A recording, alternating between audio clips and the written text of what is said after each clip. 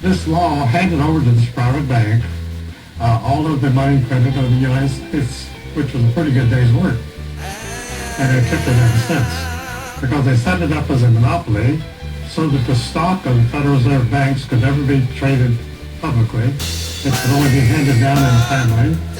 And Johnny Rockrow was one of the biggest holders, and he had his stock placed under the Rockefeller Foundation, so it could never be bought or sold. The very word secrecy is repugnant in a free and open society. And we are, as a people, inherently and historically opposed to secret societies, to secret oaths, and to secret proceedings. It's the need for new world order. Someday, in the next few years, a solution will emerge. We have before us the opportunity to forge for ourselves and for future generations a new world order, a world where the rule of law, not the law of the jungle, governs the conduct of nations.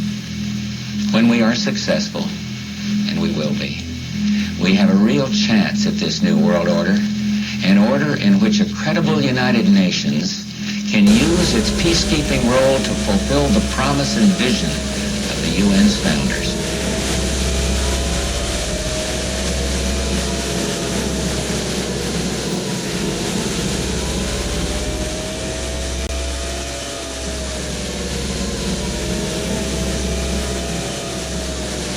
Doing well. The spring is here. It's a beautiful day here in Northwest Connecticut. Beautiful day. A lot of things to go over. I have a little bit of news here.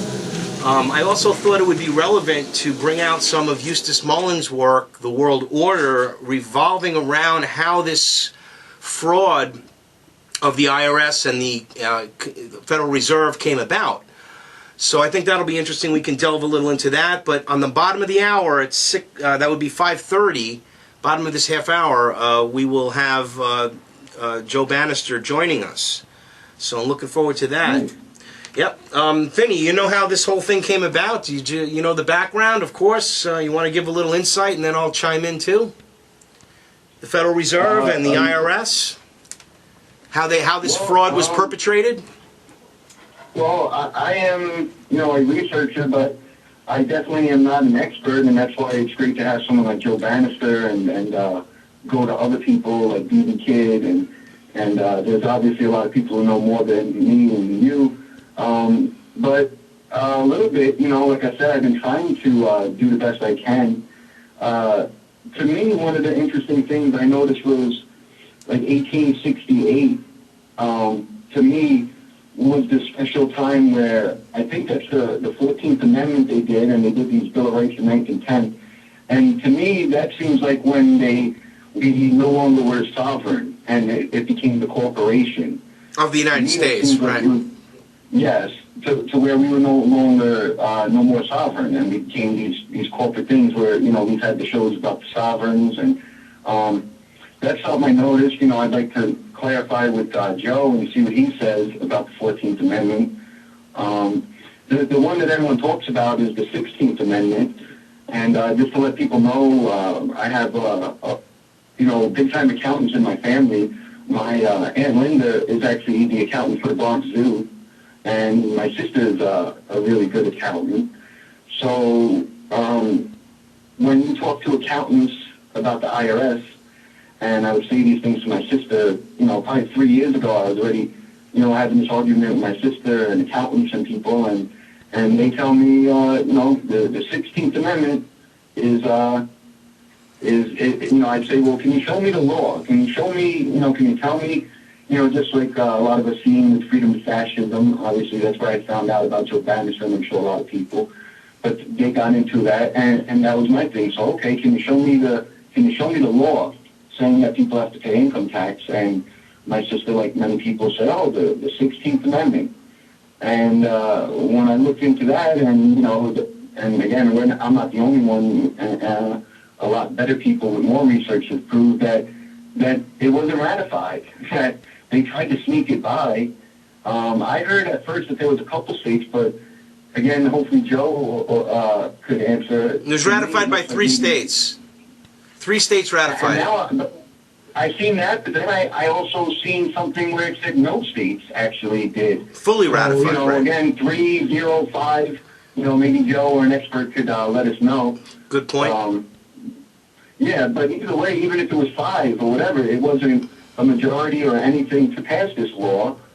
So it's the state law that accountants and people that, you know, are part of the system, that's what they were told. Hey, this amendment says it, and none of them go and check to see that it was never ratified. That's so right. That one's a big one. And the other amendment I'd like to bring up is the Fifth Amendment, which a lot of people probably know. The Fifth Amendment to where you don't have to self-incriminate yourself. So that's another thing I heard, you know, from years is about the income taxes. Here it is, you're, you know, signing this information and you're giving, you know, a lot of information. And if you mess up or you do something wrong, you can get in trouble. So the fact that we have the Fifth Amendment and it's very obvious, like, you don't have to incriminate yourself. I've seen a lot of people arguing that, like, with the Fifth Amendment. I don't have to incriminate myself. I don't have to, you know, be a part of that. And you know, even if you did nothing wrong, let's say you just made a mathematical error, what does that mean? You're going to get in trouble? So why bother? Why incriminate yourself? It's like what I talk about with getting pulled over with a cop, and they always try to tell me, oh, talk to me, don't you know? Talk to me, and I'll help you out. And I laugh, you know, I told you guys, like, no, there's no point. I'm not going to incriminate myself. Everything I say you're going to use against me, you're not helping. So same thing I would see. I look at it with the income tax, the Fifth Amendment, and say, I don't have to incriminate myself. So, you know, that's really interesting to me, too. Yeah. These amendments. So that's some of the stuff. Looking up Joe Banister stuff, I guess we'll plug it right now. Sure. His website is freedomabovefortune.com, which I think is a great name, you know, freedom above money, basically, freedomabovefortune.com. And then I see he actually does a radio show on Saturdays from 7 to 9 Pacific time. And, you know, so Banister's doing stuff. Like you said, also, 5:30? Yeah, he said he called the station and said that he'd be about a half an hour behind. So we could be expecting him shortly. So he did call in. Mm-hmm. So yeah. What about let's mention freedom to fascism. Yeah, let's go there. Honestly, that's probably the biggest thing. That's what woke me up. That movie woke me up. That's what started my awakening to the New World Order. In 2007 is when I actually started to wake up, and that whole process of taking really a few years to actually wake up completely and really drink it all in, and then a few years to just sort of, you know, what am I going to, you know, I don't know. It was like there was a period of time where I was afraid to sort of say what I learned because of fear of, again, being ridiculed and being called an idiot or a liar or a bit worse, crazy, you know. So I have to admit that that's part of the awakening period, is that you go into this state where you're afraid to really share what you know, and then you might like slowly like tell something to a friend and they'll just shoot you down. Oh, you're crazy, that's nuts. And then you're like, oh, that discourages you. Especially the IRS. Everybody's afraid of the IRS. I mean, right. You talk to everybody's like, they're afraid of them more than any organization, it seems like. I was so enraged when I saw that movie, and then the reality is it's absolutely true. There is no law that says we have to pay income tax. Taxes have to be apportioned. Right. It's voluntary. Right. It's a voluntary tax, and it's unconstitutional because you either have a direct or indirect tax, or it's an unapportioned tax. It's not. The whole concept is against the Constitution. But again, these are bankers who have worked since after Lincoln. The Banking Reform Act that Lincoln was planning for, I mean, there was a lot of reasons why they killed Lincoln, and just like they killed Kennedy, for the very same reasons. Again, trying to give the people their money, trying to keep to get the central banks out of their way. They wanted to get exorbitant loans, so Lincoln said, well, we don't need you, we can print our own money. Right, and then same thing, Kennedy did the same thing, and with the $32 billion in silver certificates he circulated in 1963, 100 years after that, and that was, oh boy, that didn't take very long for them to kill him after that. So, the two presidents killed. Yeah, so he was showing that but you know what? Back then, there wasn't this. They couldn't get away with this now. If we could actually get a real liberty-minded president, like a real, like Ron Paul as president, okay? And they were to kill Ron Paul, okay? It would never, ever, ever be able to be covered up because people are so awake to the criminals that have hijacked our government. Criminals who own the shares of the IRS and own the shares of the Federal Reserve. By the way, did you know, maybe you don't, that the owners of the IRS are the same owners of the Federal Reserve System? Did you realize that? That they're two private corporations? Yeah, I did. Did you realize that Chase Manhattan Bank? It's funny, I had some newspaper stuff in the reading in the newspaper, and a couple of people are sounding off, and it's cool, you know, in the Hartford Courant, talking about the fact that Chase Manhattan Bank benefits from like all of from so many things. Well, it was Chase Manhattan. It's J.P. Morgan Chase. But they are absolutely entrenched.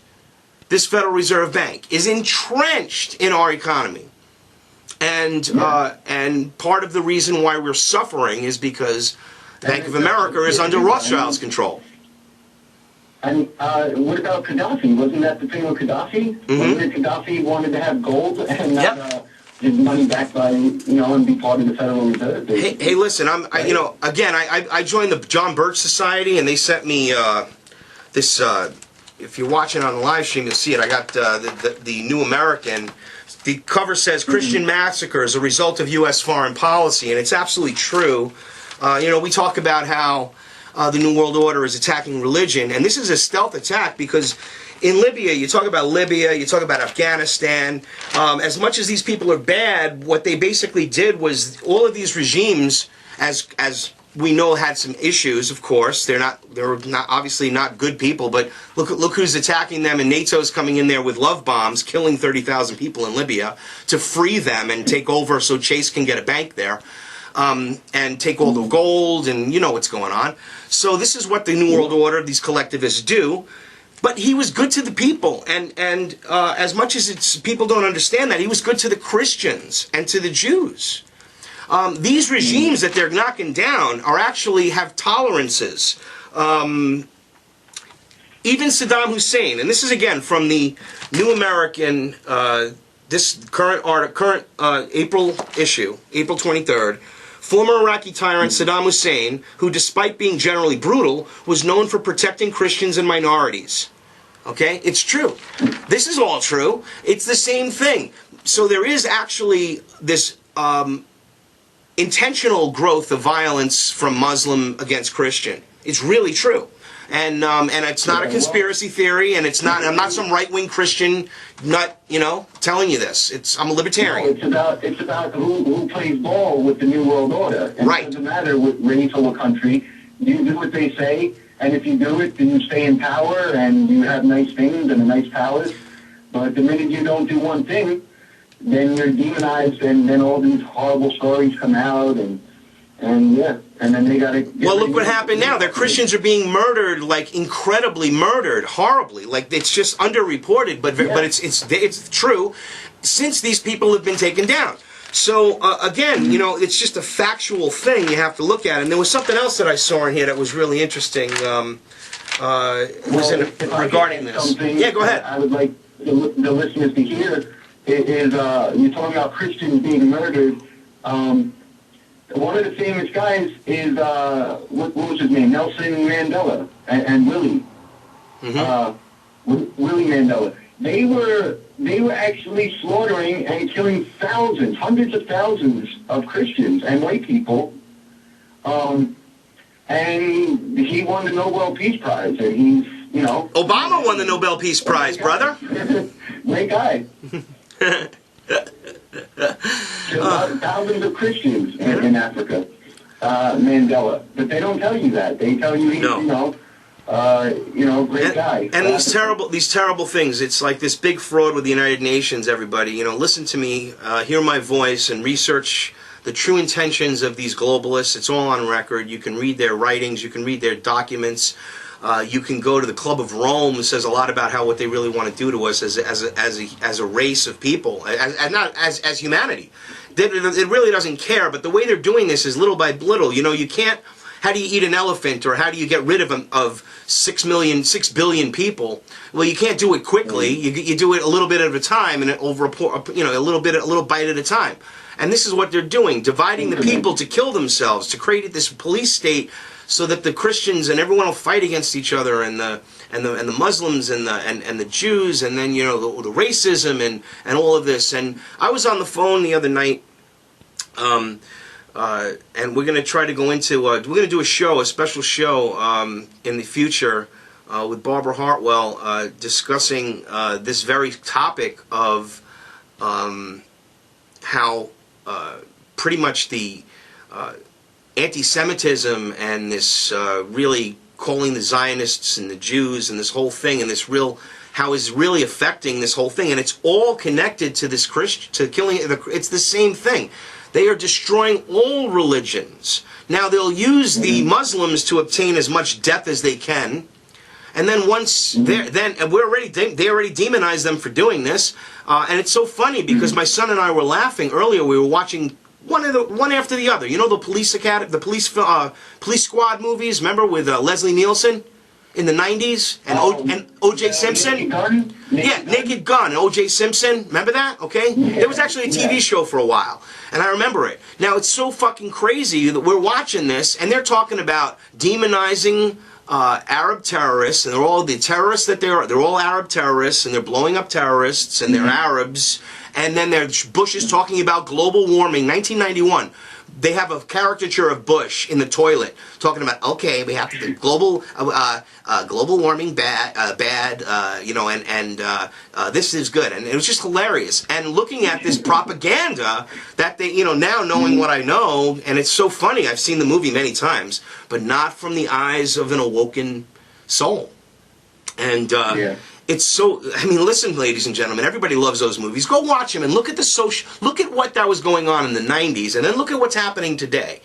How they demonized these, subconsciously got everybody sort of like to hate these, basically Arab-type terrorists, and getting people conditioned to the idea of terrorism, and then creating, this Bush guy creates the federal police squad in the movie, and it's a comedy. So you got to understand where this is really going. This is true social control, mind control. Oh yeah, it right away it reminds me of that documentary I always talk about. To me, it's still the greatest documentary ever. Was The Arrivals, and one of the parts is they do a whole thing on that of the media versus Muslims, and it was way before 9/11. They already had going, like you said. They need the and all these people were going, and they had it all. Like, what about True Lies? These crazy Muslims screaming Allah and blowing stuff up. They were doing it for years to get us ready. To accept it when it happened. 9/11, and right away, we've been watching for years. Arnold Schwarzenegger to fight these people. These are our enemy. And well, again, Vinny, I remember. Yeah. No, I was saying, I told you, and finish your thought. Go ahead. No, I have a comment. Finish your thought. No, I was just going to finish with, I also remember when 9/11 happened, one of the movies was actually coming out that Arnold was doing, and they were going to be using the Muslims, like all the movies were, to make them as terrorists. But because 9/11 literally happened, and the movie was supposed to be coming out that month, they got pushed back. I can't remember the name. No, it was Collateral Damage. Collateral Damage was the movie, but it wasn't. They changed it for like South Americans. It was different terrorism, but it was terrorism. It wasn't Muslim terrorism. Just for clarification. The original was, but then 9/11 happened, and they changed the plot. Right. Yeah. But when it was released, it was changed. Too much. Right. Well, they intentionally did that. Obviously, they made the film that way, not realizing they were complicit and compartmentalized into the CIA's plan to blow up the World Trade Center. Now, going into this a little further, on 9/11, okay, I was in the city. I was actually in Long Island. I was on my way to work when it physically happened, but that day. And then thereafter, I was living 12 miles from Ground Zero, and I could smell the burning bodies. I could smell that you'll never forget that smell, man. It was in the air. It was in the air for like a long time. And I'll never forget that smell. It reminded me of what it must have been like in the concentration camps, you know? That's what it must have smelled like all day long because they just burned so many bodies. Anyway, my point is, I'm getting off point. I was totally, like, the right word to use is mind-controlled into being petrified of Muslims. Now, about 3 blocks from where I lived on Utopia Parkway and 75th Avenue. And a few blocks from where I lived, on Casino Boulevard and around 150th Street or thereabouts, or 155th Street, something like that, there was a very well-known Muslim community. They had a lot of Muslims live there. There are a couple of Muslim stores, the halal markets and whatnot. And I remember we were just like freaking out, and they were very upset. These people were petrified living there, and we hated them. Yeah. And they didn't do anything. And that's in my neighborhood. Yes. They have. Let's talk about the mind control. The bodegas, the Dunkin' Donuts, the 7-Elevens, and when that happened, it was bad. You know. I know. People were beating them up. I know.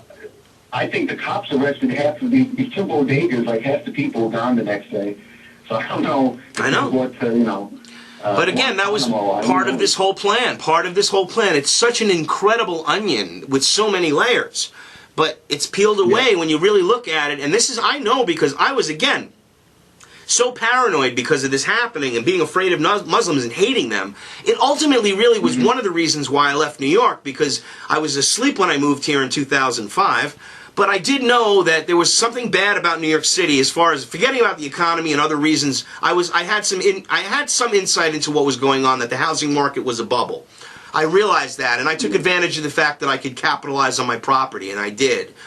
So I got out. That was the main reason for, like, economics. I wouldn't have to have a mortgage, so that was really my motivating factor. But what really did it was the fact that I said to myself and to my wife, and she agreed, you know, like, look, something's going to happen again, and it's going to happen here.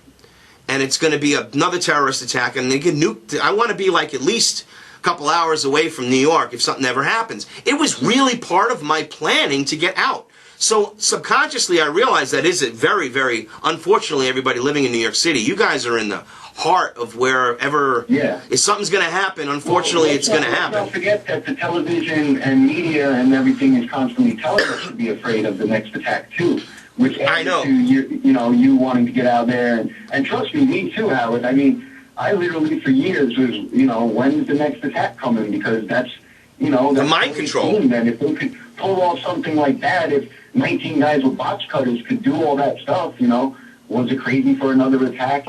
And a lot of us were scared. Bridges, drive over the bridge. Is it going to blow up? Absolutely. My wife wouldn't let me go over the bridge. She says, I don't want to go over bridges.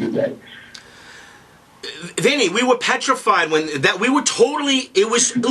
what they did on 9/11 was give 8 million Americans, because 8 million Americans living in New York, 8 million New Yorkers, okay? Because we live there. Everybody else was traumatized, but it gave those New Yorkers post-traumatic stress syndrome. Every fucking one of us. We all suffer from it. I know.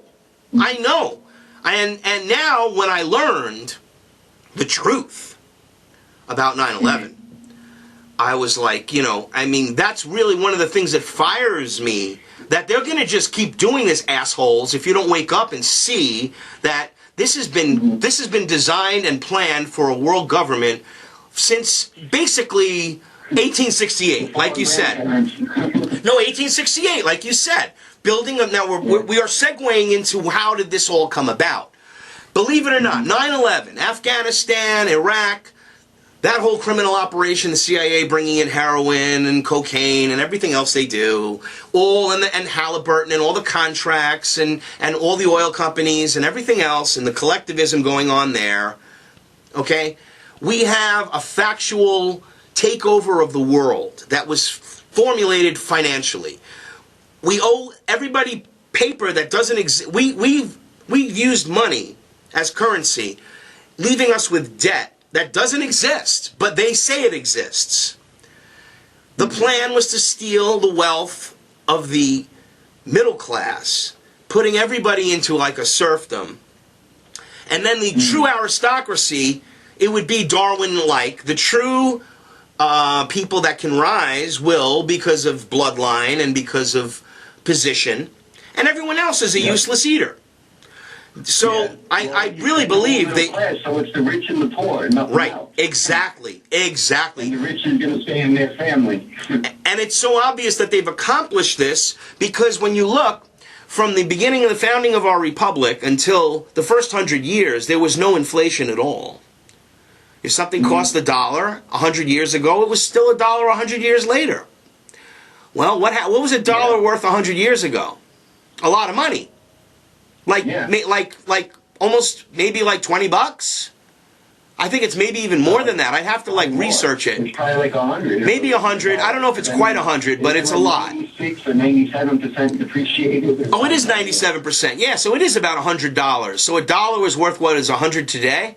So how come? Because they've gotten us to believe the lie that this was good for us. And going from where... That's the whole thing, like we were kind of touching on is, they explain a little bit to bring in, like, with Lincoln and Kennedy and Andrew Jackson, who was shot too, but did not. I mean, these were people that wanted to have the money backed not by a centralized bank or the Federal Reserve, money backed by silver and gold. And why that's so important is gold is something that never loses weight, and the value there's not a lot of it. You can't just make it. So that's what, you had a physical, there was something tangible, something physical. So, with the Federal Reserve, we all know that there is nothing. It's just imaginary numbers and I got $1 of yours, so now I can lend out $100. It's all just fake numbers. Yeah, but if you and I did that, Vinny, we would be arrested for counterfeiting. Oh, yeah. And in fact, that guy, what's his name? Nuthouse? I mean, his name is actually Nuthouse. It's scary. But he was making coins, just gold coins, and they were saying he's a counterfeiter. Oh, yeah. But, I mean, he didn't say it was currency. But, again, they're just so, it's so out of control. As it went on record the other day with the last show, when we did have Barbara Hartwell on, and she revealed so much truth about Operation Paperclip, and Nazis have been running our government, unfortunately, ladies and gentlemen. If you really don't believe it, research it. It is absolutely true. And controlled opposition, Operation Paperclip, research it. And then look into the truth that they then create controlled opposition where you get your Eichmanns and you get your Mengeles and all the people that that they're chasing after, and you have Wiesenthal. Absolutely, the Nazi hunter, he hated them and went after them, and he was real. But through his own compartmentalized way, he was controlled as well. Because they were leading him to places where he couldn't find who they really wanted to keep. Those that really rose to the plate. The Apaches, the lower level ones, right? Absolutely. That's what happened, and that's what they did, and the only Nazis that suffered were just, the lower, the greatest scientists, the greatest military and criminal minds, with the exception of those that killed themselves, of course. The underlings that they interrogated extensively during the Nuremberg trials and before. Extensively. Research that. They found the top of the top, and they gave them a pass.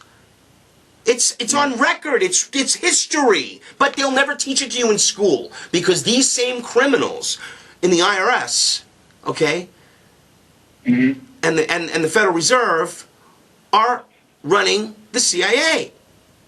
Now, does that all start to make sense about the war and the CFR through the Rockefeller Foundation and all the other foundations with the big pharma fraud? It is all connected. And it is 100% accurate. What I'm saying is 100% accurate and 100% provable. It's provable. There's documented evidence of all of it. Look at the names and the people involved. I mean, if I was an owner of the Federal Reserve and I had shares in the Federal Reserve and I had shares in the IRS, and then I also funded the McGill Institute, the beginnings of the OSS transition to the CIA, and I funded that so that the CIA could do experiments on MK Ultra mind control. With Dr. Ewan Cameron and all of that, stuff going on at McGill Institute in Montreal. And the Tavistock Institute and the taking over and funding the music so that people get, the Beatles and all this. I mean, I don't even know what you would say of me. You would say, oh my God, you're trying to control, or you do control, my God, too many things. And did I also mention that I also own Merck, most of the controlling interest in Merck and in Pfizer? So you start connecting these dots, and they lead to the same goddamn place and the same people. It is the same perpetrators, and it's their progeny. It is those before them, and those that came after them, and those that will come after them. And these are our enemies. These are the ones that have hijacked our government and taken over. Yeah, well, the system they created is, it's a very smart system. I mean, it's well hidden. They're able to get away with it for so long, but hopefully, that's what we're trying to do, and people like Joe Banister and others, really putting themselves out there to make a difference. Well, Joe Banister is going to be joining us in just a minute, and I just wanted to give a little bit of a shout out here to Eustace Mullins' work, because it came to, again, it's so important that you understand how these criminals have planned this. Now, we talked about 1868 and the Corporation of America, and the whole leading up, all the events leading up to 1910, Jekyll's Island and the Federal Reserve Act. Okay? But what we got to look back to is, again, the Rothschilds and the Tsar. And you got to look back into this whole truth. This is all from The World Order, which is a tremendous work that I recommend anyone read, or everyone read, by Eustace Mullins. And you can refer to it because it's one of the most documented pieces of it's an incredible book, only about 400 pages right here. But the important thing is about the Romanovs. And then basically there was a tremendous amount of hate between the Rothschilds and the Romanov family. They poisoned Alexander I in 1855, poisoned Alexander I. Other assassinations followed. They, of course, killed the Tsar. Do you know why? Do you know why, Howard, there was a beef between them? Yes. Because me too. Go ahead. No, you don't. I'm not going to steal your thunder. You brought it up. I do know. Yes, it's about the something to do with blockading a port, unless they did something. So yeah, go ahead. You go ahead. You know it. The lightning striking the horse. Yeah. So that's right. There was a guy with a satchel full of these papers and letters to the Illuminati and all this, and it's a true story. I mean, it's absolutely factual. I was literally struck by lightning, and the townspeople went and got these papers off of him and gave it to the Romanovs, I believe. Hello? Yes, and you got to also remember. Is this Joe? Yeah, Joe's on the line. I didn't want to break in because I didn't know if I was on hold or not. Oh, absolutely. How are you, Joe? Joe Banister is joining us, former IRS agent. Thank you for taking your time to spend with us. Yeah, my pleasure. Go ahead. So how you doing, Joe? A lot of us, I'm Vinny. I've been the one trying to get you on the show. I know you're a real busy guy. I think the main thing is a lot of us, America, Freedom to Fascism, the movie by Aaron Russo, I think is how a lot of people got to know about you. That's how I got to find out about you. That was an amazing movie, and ever since I've seen that, I've been, keeping an eye, looking out for your stuff, and some others trying to find out more. And like Howard said, really excited that you took some time to come on our show. Thank you. Well, thank you, Vinny. Really a pleasure to be on your show, and I appreciate all that you guys are doing there on the East Coast and around the world, trying to wake people up and let them realize that our government isn't serving the people and hasn't been doing so for a long time. Mm-hmm. That's exactly right. Well, for those out there that aren't aware, again, you and Sherry Jackson are by far the most really you're like the unfortunate martyrs of this criminal system that's been put in place to enslave basically the entire world, ultimately, starting with the United States, putting us into a debt-based society where we cannot pay our bills and then we lose our property, to bring in a banking collapse that will ultimately result in a world government with a World Bank solution. Hegelian dialectic, I'm digressing, but I mean, you guys are martyrs for this. You've served, been attacked and been imprisoned, literally, and denied your basic human rights. So why don't you just give everybody out there a little overview as to how you understood and came to to find out about this fraud, and then what they did to you when you started to speak out about it. Sure, and thank you, Howard. Basically, graduated from college way back in the late 80s, San Jose State University with a degree in accounting. And then I spent a number of years in the late 80s and early 90s in the private sector as an accountant and eventually a CPA. And then when I looked at what would be the kind of work I'd be doing for another 30 or 40 years, I thought there's no way that this could be exciting enough to keep my interest. So I decided to look into a career in law enforcement, and I thought that maybe federal law enforcement would be the wiser choice because of my background in finance and accounting. So I applied to both the Federal Bureau of Investigation and the IRS Criminal Investigation Division, both agencies that would look for certified public accountants to be special agents in their agencies.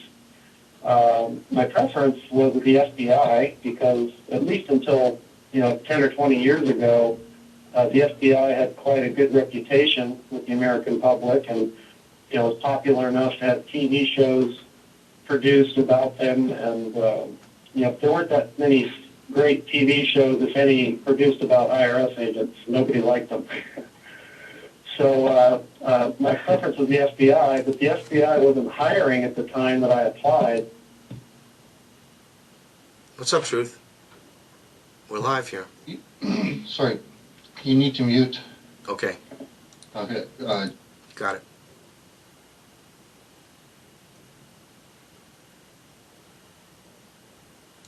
About the job and what about what you're going to do on a daily basis. So I decided to accept an offer from the IRS Criminal Investigation Division and began serving as a special agent for the IRS in November of 1993. I was sworn in, as is every federal government employee, because the Constitution requires that we are sworn to support and defend the Constitution. And so my swearing-in ceremony was no different. And maybe one difference was that I took that oath to support and defend the Constitution to heart. Of course, first and foremost, because you take that oath to God, and I'm not about to offend God by dishonoring a promise to Him. Of course, I've always been mindful about the commandments, try to obey the commandments as best I could, especially not taking the Lord's name in vain, and not stealing, not helping other people to steal, not bearing false witness, on and on. So anyway, I spent about 3 years of my career at the IRS, expecting to spend a full 20-year career there, but unfortunately, about 3 years into it, I was listening to a talk radio show, and this lady, Evie Kidd, was talking about things like the income tax and the Federal Reserve and the New World Order. And, this was back in December of 1996. So I had heard some of these issues or positions now and then, but, I was conditioned and trained to believe that anything that she was talking about was so-called conspiracy theory and, a bunch of cock and bull and BS, and didn't merit any time or evaluation.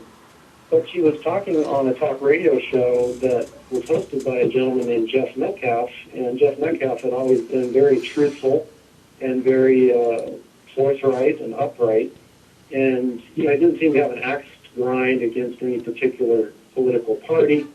He was just supporting the Constitution. He was a former Special Forces military man. And anyway, so I thought, well, either he isn't the great guy that I thought he was, or there's something to these income tax claims that Davy Kidd is making. And I really wasn't willing to accept either one of those alternatives. I mean, Davy Kidd was basically attacking the income tax system, which I had wrapped my entire professional life around. And, I didn't want to accept that, someone like a talk show host could fool me so easily. So I set out to basically investigate these claims about the federal income tax that Davy Kidd made on the radio show back there in December of '96. So is that still fine? Everybody hanging on there? I just keep on talking? Yeah, no, it's great. Absolutely, we're just listening. This is amazing. Okay. Yeah. So, all right. So then, throughout 1997 and throughout 1998, I continue to work as an IRS special agent. I go to work every day, and IRS special agents work a 50-hour work week. So we get an extra quarter of our pay for that privilege. You want to call it a privilege? So 50-hour work weeks. Soccer coach, all the typical things that a husband and father has to deal with. And then in addition to all that, dissecting and investigating and analyzing these claims that D.V. Kidd made about the Federal Reserve, the federal income tax, the fact that they both came into being at the exact same time in 1913, how the monetary system and the income tax system are basically joined at the hip and in need of one another to function properly, or at least properly for the banks. So over this 1997, 1998 time period, still working every day, but I'm becoming more educated about facts that I was never taught in college. I was never taught on the CPA exam, never taught in any IRS training. Learning that, wow, there's a whole lot of substantial facts and information that no one ever taught me. They taught me about what was deductible, as a home mortgage interest payment deductible, or what's the difference between interest and dividends, but never really questioning exactly when does an American, the average American, become liable to pay the federal income tax. At what point did it actually become required to file a Form 1040, and what law exactly requires that? Joe, I just want to interject. We're never asked. I just want to interject for 1 second. Absolutely interesting. Now, this is something that we constantly talk about as far as the education system. Now, again, you're an accountant, obviously well-educated. You were hired by the government, by the Internal Revenue Service as a special agent to investigate criminal activity. Interesting. And they end up attacking you for that. But my point is that this is the dumbing down, or the hiddenness, or the occult nature of basically education. Would you agree that it's not just your experience, but others, and basically it doesn't matter your field, if it was medicine or if it was communications, because I went to film school and music, even music. I was told that 440 was standard tuning when I was in college for it was just always that way. Not that the Rockefeller Foundation instituted it in 1938. So was that a pretty good statement? Do you think that all of this information is intentionally hidden so that they can dumb down the people, and those that they like, and the ones that are smarter than others and can rise up, they give them the opportunity to carry this cross, and if you don't carry that cross for evil, they'll crucify you. What's your thoughts? I absolutely concur and agree. And this is part of the journey that I'm sure you all have been on for quite some time. How deep does the rabbit hole go? But you do discover that all certainly a lot of the major newspapers, the TV news organs, the publishing companies for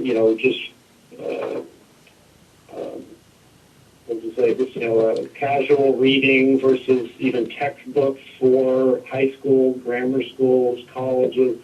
You find that this cabal, really, I should say, there's this control that's exercised over all of those institutions, and it's incredible how over a period of time, because it is an incremental process, but how the floor planning and over decades, realizing that at some point down the road they would exactly be able to dumb down the population. And of course, I have to interject right here, and I'm sure you guys would agree.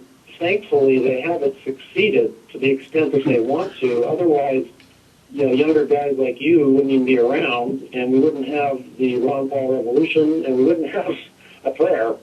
But thankfully, despite all of this very controlled environment to keep the truth from being learned by people, we still, the truth still survives. And of course, being a Christian, I know that's a certainty. The truth will always survive, and it is up to us to not so much be concerned with our physical well-being as our spiritual well-being, and doing the right thing, even when it hurts, and of course being a good example to others.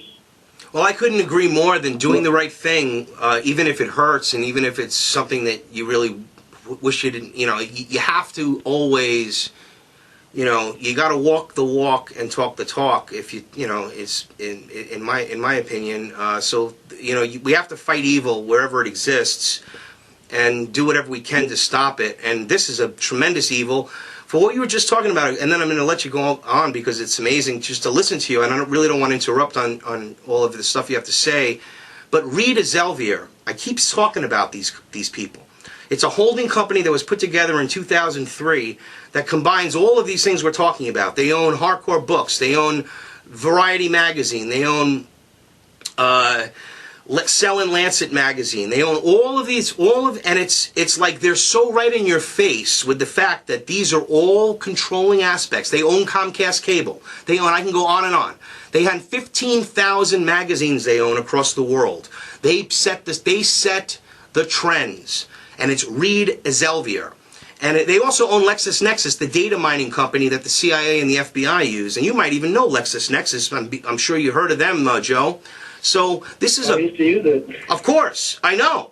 So my research has found that it's that it's so in your face and it's owned by the Anglo and Dutch, the English and Dutch arm of the New World Order. So I'm thinking, the royal, basically the cousins probably have controlling interest. Queen Beatrice and Queen Elizabeth, through their fronts and all that other stuff. But I mean, I've really been digging into this company, and I did a couple of reviews on it, a couple of pieces on it, and I'm trying to just get everybody to look at it, because when you see it, then you'll know it's just unbelievable propaganda. Now it's interesting, it's all propaganda, what they own. They don't really own any banks. It's interestingly enough, right? Howard, yeah. Let's let Joe finish that story, because it's really a great story. Let's get him to finish, and I want him to really explain what happened with him when he questioned the IRS and everything. Oh, again, I just wanted to go on. I'm just mentioning it for the listeners. I'm sorry. I let him finish everything. I want to hear again, like we preambled. I just had to put that out there because I just keep crushing them, because I called up on Alex Jones and I said Rita Zelvier, and he was like, oh, Rita Zelvier, and he just like, why don't you talk about Rita Zelvier, Alex Jones? Anyway, go on. Well, Joe, I watched one of the video. I think you made it. It was with that guy Paymon, and for people who don't know, Joe's like such a very nice, soft-spoken guy. But you were very funny, and it's an amazing story. And I just want all listeners and everybody who maybe never heard it to hear your whole story. And so if you could just go back and finish up about, after talking to Dee Dee in a couple of years of research and what you found out and what happened. Okay. Well, let's see. I think I kind of left off that there was this time period throughout 1997, 1998, about two and a half years after that initial hearing her on the radio. And I found that, she offered these two little booklets during her radio show presentation, and she charged like $1 or $2 a piece, so it's not like she was making any money off of them. One was called Why a Bankrupt America, and the other booklet was called Blind Loyalty. And in those booklets, she went into much more detail about, the income tax system, the history of it, how it has come to be what we know today, the Federal Reserve, the monetary system, Alan Greenspan, and how he wrote in books, back in the 60s about how, the dirty little secret about paper money, and, just an amazing history that, again, most of us aren't privy to when we're going through our educational process. So then from those booklets, I basically was able to springboard into even deeper research. And, I'm sure you don't have to be a criminal investigator to kind of know how it works.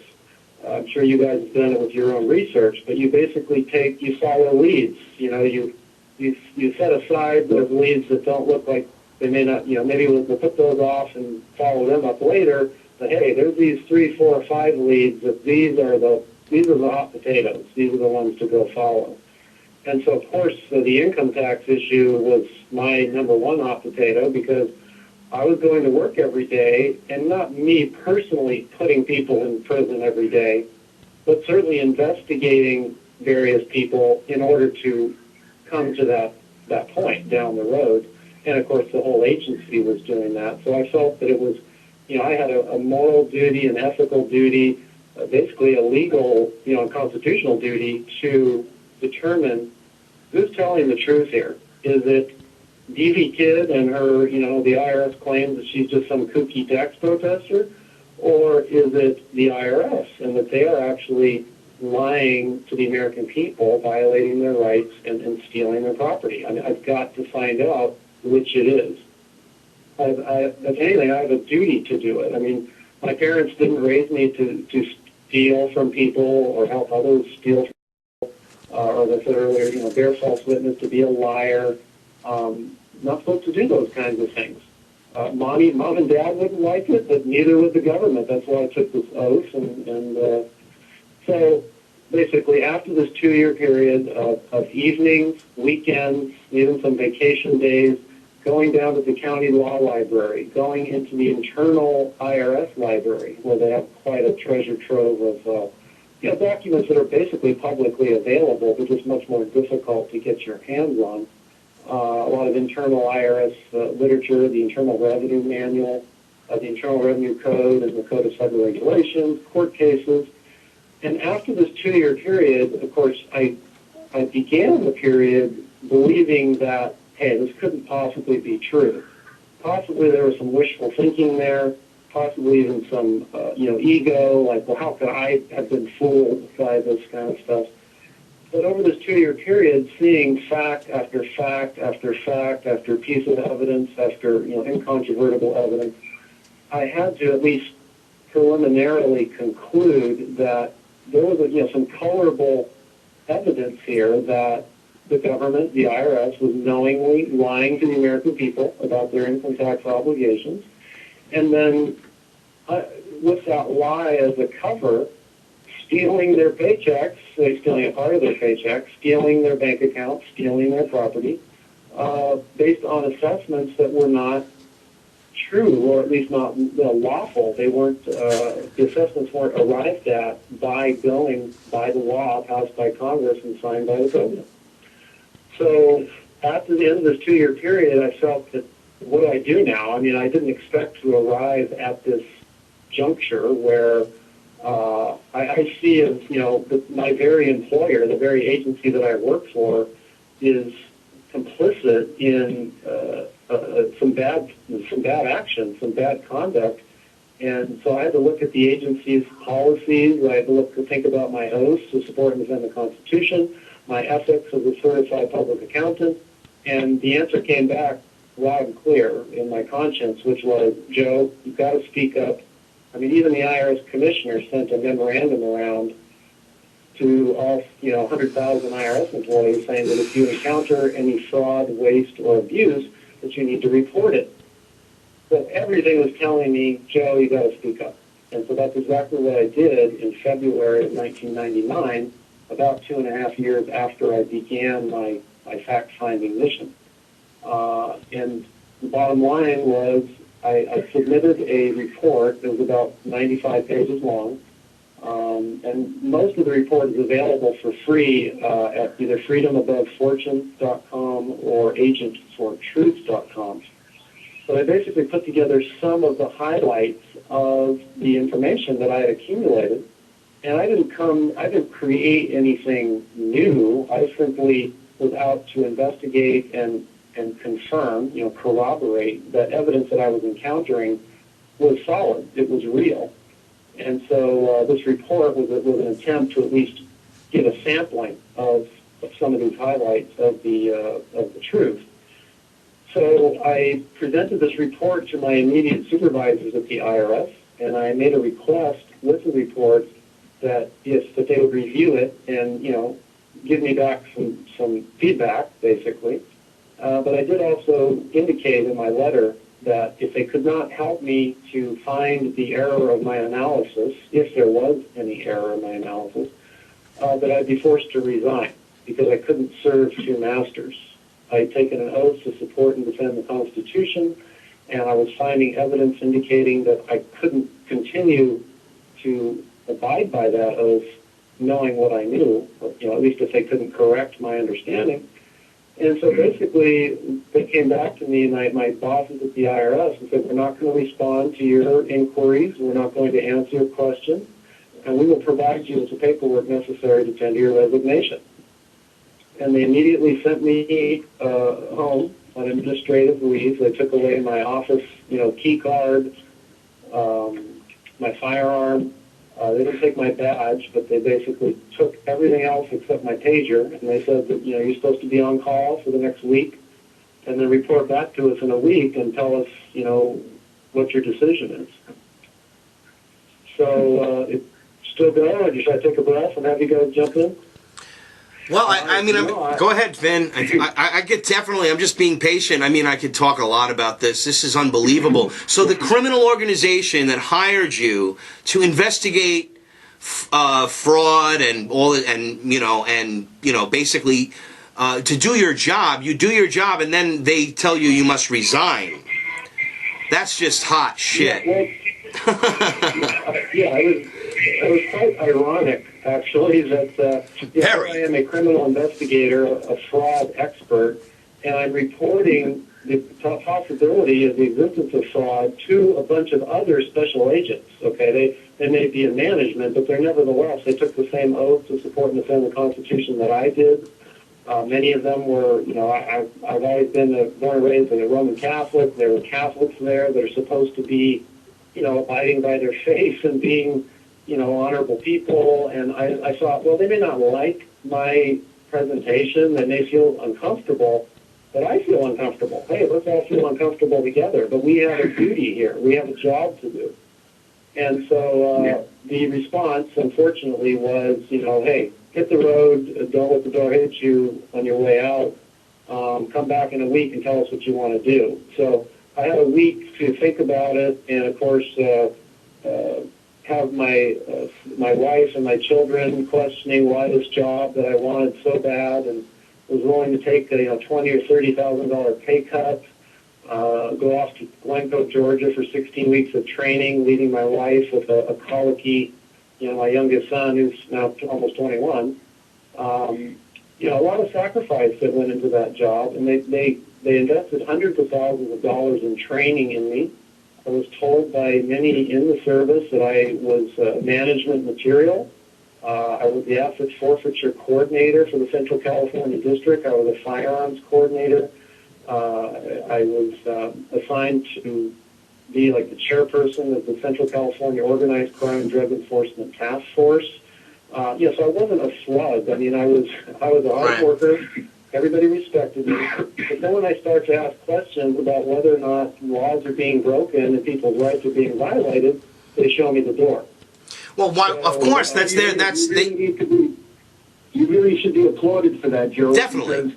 Because, there's a lot of people that probably are in your position that just won't do it, won't go against it. And it's not just IRS agents, it's police officers or military or anybody who just takes orders for a paycheck. And that's why you really should be applauded. And it's really a beautiful thing what you did. And that's why I think me and so many people respect you so much. Can we talk then, I guess, should we take it what happens after? I guess, like you said, they gave you the week you went back. I thought it was real funny, and again, how fast, I know the story you told, you went and you waxed your desk off, you did everything, real professional guy. Can we, now maybe we could get into what's happened since you stepped down, and maybe you could explain like what happened with Aaron Russo and how that came about, because that's, a very popular movie. I was kind of, curious myself, how that came about. Did Aaron Russo come to you, and if you could say anything about that? Sure. Well, just to maybe do a real brief summary in terms of that period from 1999 when I resigned until, I guess Aaron's movie came out in 2006. But in a nutshell, after I left the IRS, because you've seen the picture, this gun and badge guy from the IRS, everybody thinks that I know everything there is to know about tax law. And so I would get calls from people with IRS problems. And, frankly, once I left the IRS, the place kind of gave me the willies, and I didn't really want to go anywhere near the place. But there were people that, had really serious problems, and so I would occasionally help them. Well, the IRS didn't like that at all because, of course, I would dig into their case, and I would point out the areas where it looked like fraudulent assessments and fraudulent conduct on the part of the IRS, not like your typical CPA would do, who would just tell the client, roll over, get your checkbook out, write a check. So they didn't like that. And then there was also not very much mainstream media exposure, but there was enough that I think really tipped the scales against me to where the IRS realized we need to go after this guy, discredit him, silence him, and get rid of him. Maybe we can't kill him, but we'll make it so that nobody wants to listen to him. And so what they did was, there's a bunch of stuff that they did, but the biggest, most notorious, biggest publicity generated was that I was indicted in November of 2004 for 4 counts, 4 felony counts, 3 counts of preparing a false federal income tax return, and 1 count of conspiracy to defraud the United States of America. And basically, the allegation was that with a client, one of my clients, we attempted to seek a refund of income taxes that my client had already paid. And believe it or not, the IRS has always publicly stated that, hey, if you have a problem with the income tax, pay it first, and then ask for it back, or sue for it back, and then we'll dance, we'll argue, and somebody will win and somebody will lose. Well, that's exactly what we did, but yet the IRS accused me and the client of basically filing a false refund claim. But the reason that the client hired me in the first place is that he wanted someone who knew the IRS rule book and would ensure that step by step we would follow, each provision exactly, dot all the I's and cross all the T's, and that's exactly what we did. So anyway, but the government, the DOJ and the IRS decided they were going to prosecute me and, claim before a jury that we were a couple of scoundrels who were trying to get money out of the government, and it just totally blew up in their face. No surprise to me because I knew that my conduct was sterling from the get-go. I would never do anything wrong purposely, let alone, violate these tax laws. So the trial occurred, I was indicted in November 2004. The trial occurred in June of 2005. And thankfully, I know we all complain about the rights that are being severely curtailed and ignored, but we still do have a few, and one of them, of course, is the right to a jury trial and the right to confront your accusers, at least when you're accused criminally. And so I was able to have a jury of 12 of my peers evaluate my conduct, and they came back with not guilty verdicts on all counts. Nice. And that, again, no surprise to me because my conduct was, I done nothing wrong. Thankfully, my attorneys were sharp enough to box the judge into obeying the law because, as you probably heard and you even saw in Aaron's movie, American Freedom to Fascism, that there's plenty of evidence of judges basically tag teaming with the prosecution. And so you basically have 2 prosecutors, one that's up there on the bench and the other one, to your side. So thankfully, this judge was fair. I don't think he really enjoyed being fair, but he kind of held his feet to the fire, and I was acquitted of all charges. Well, around that time, when I was being I can't remember if it was when I was being prosecuted. It might have been prior to that Aaron Russo introduced himself to me at an event in Washington, D.C., and he basically treated me to breakfast and said, hey, and I'd never met him before. I'd heard his name, but I really didn't know anything about him. And he told me later that his purpose for this breakfast meeting was to just really, kind of poke at me and see if I was real or I was just some kind of a phony. And, as history will show, I guess, he saw me to be real and sincere. And so he began to tell me about this movie, this documentary idea that he had. And he asked me to not only be interviewed for the documentary, but to actually help him behind the scenes to line up provocative interviewees who would actually tell the story, who would tell the tale of what a scam this income tax system is. And so I was totally happy to do that. I mean, it was certainly a challenge at the time because he didn't say, hey, Joe, I've got this $1 million deal for you, that Glenn Beck would get. There was no offer of $1,000 or $1 million or even $10. It was like, hey, do you want to help me? So, Understood. It was a labor of love, and I was very gratified to be able to help, and I lined up Sidney some of the Cohen. people that you see in that movie. I'm sorry, go ahead. Sidney Cohen, right? Isn't that the guy? What was his name? Sheldon Cohen, or what's the guy's name at the IRS? Actually, I mean, no, Aaron at the Fed. For getting Sheldon Cohen. Sheldon, yeah. Yeah, Sheldon Cohen. He was a former IRS commissioner. Right. But I can't take any credit for that one. But some of the other interviewers, like if you remember Marcy Brooks, the Yep. juror, who talked about jury duty and about that, that was one that I arranged. Franklin Sanders, Peter Gibbons, Tom Selgus. Anyway, just, kind of behind the scenes, giving him footage from my former IRS days and just trying my best to give him, information, video. Hello? You there? Did we lose you? Amazing. Oh. And he put together an incredible film, and I don't think any of us who were involved really knew how that film would get legs and how many people would see it. I can't tell you how many people I meet, even today, that say it was America Freedom to Fascism that woke me up. It did. It literally woke me up. That's the film that woke me up in 2007. That's when it started the whole process. Yeah, it's really true. Me, it was actually, I was at a Tea Party rally, trying to do political stuff, and I was wearing actually InfoWars stuff, Alex Jones stuff, and some guy walked up to me and he said, he had a DVD in his hand, and he was like, hey, did you see the new Aaron Russo Freedom to Fascism movie? And I was like, no, I heard of it, I didn't get to watch it yet, and the guy handed it to me, and that was the first time I got to see it.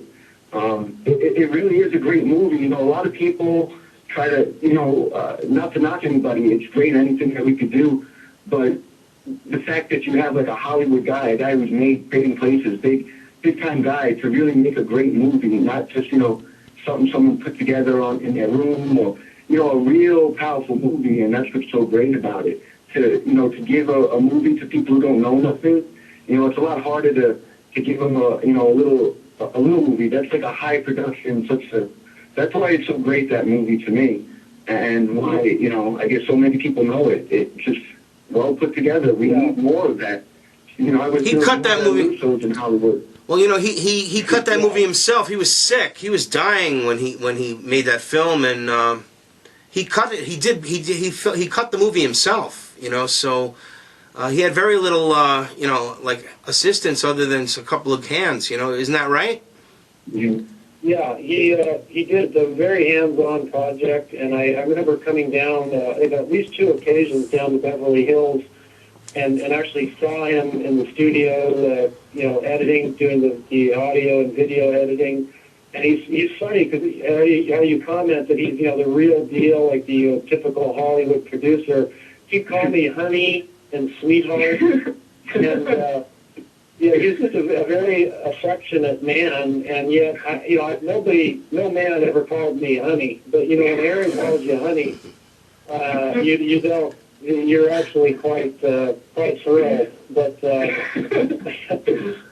he took me around in his convertible Porsche, you know. He took me to lunch, and he goes, "Well, there's Robin Williams' agent, you know." And it was kind of amazing. That's why I said, you know, he didn't have to pay me a dime. Just the experience was astounding. But I always thought, I don't think I've ever told anybody that, but that Aaron, I'd call him on the phone, you know, or he'd call me, and, "How you doing, honey?" But, you know, he's the affectionate Aaron Russo way. Wow.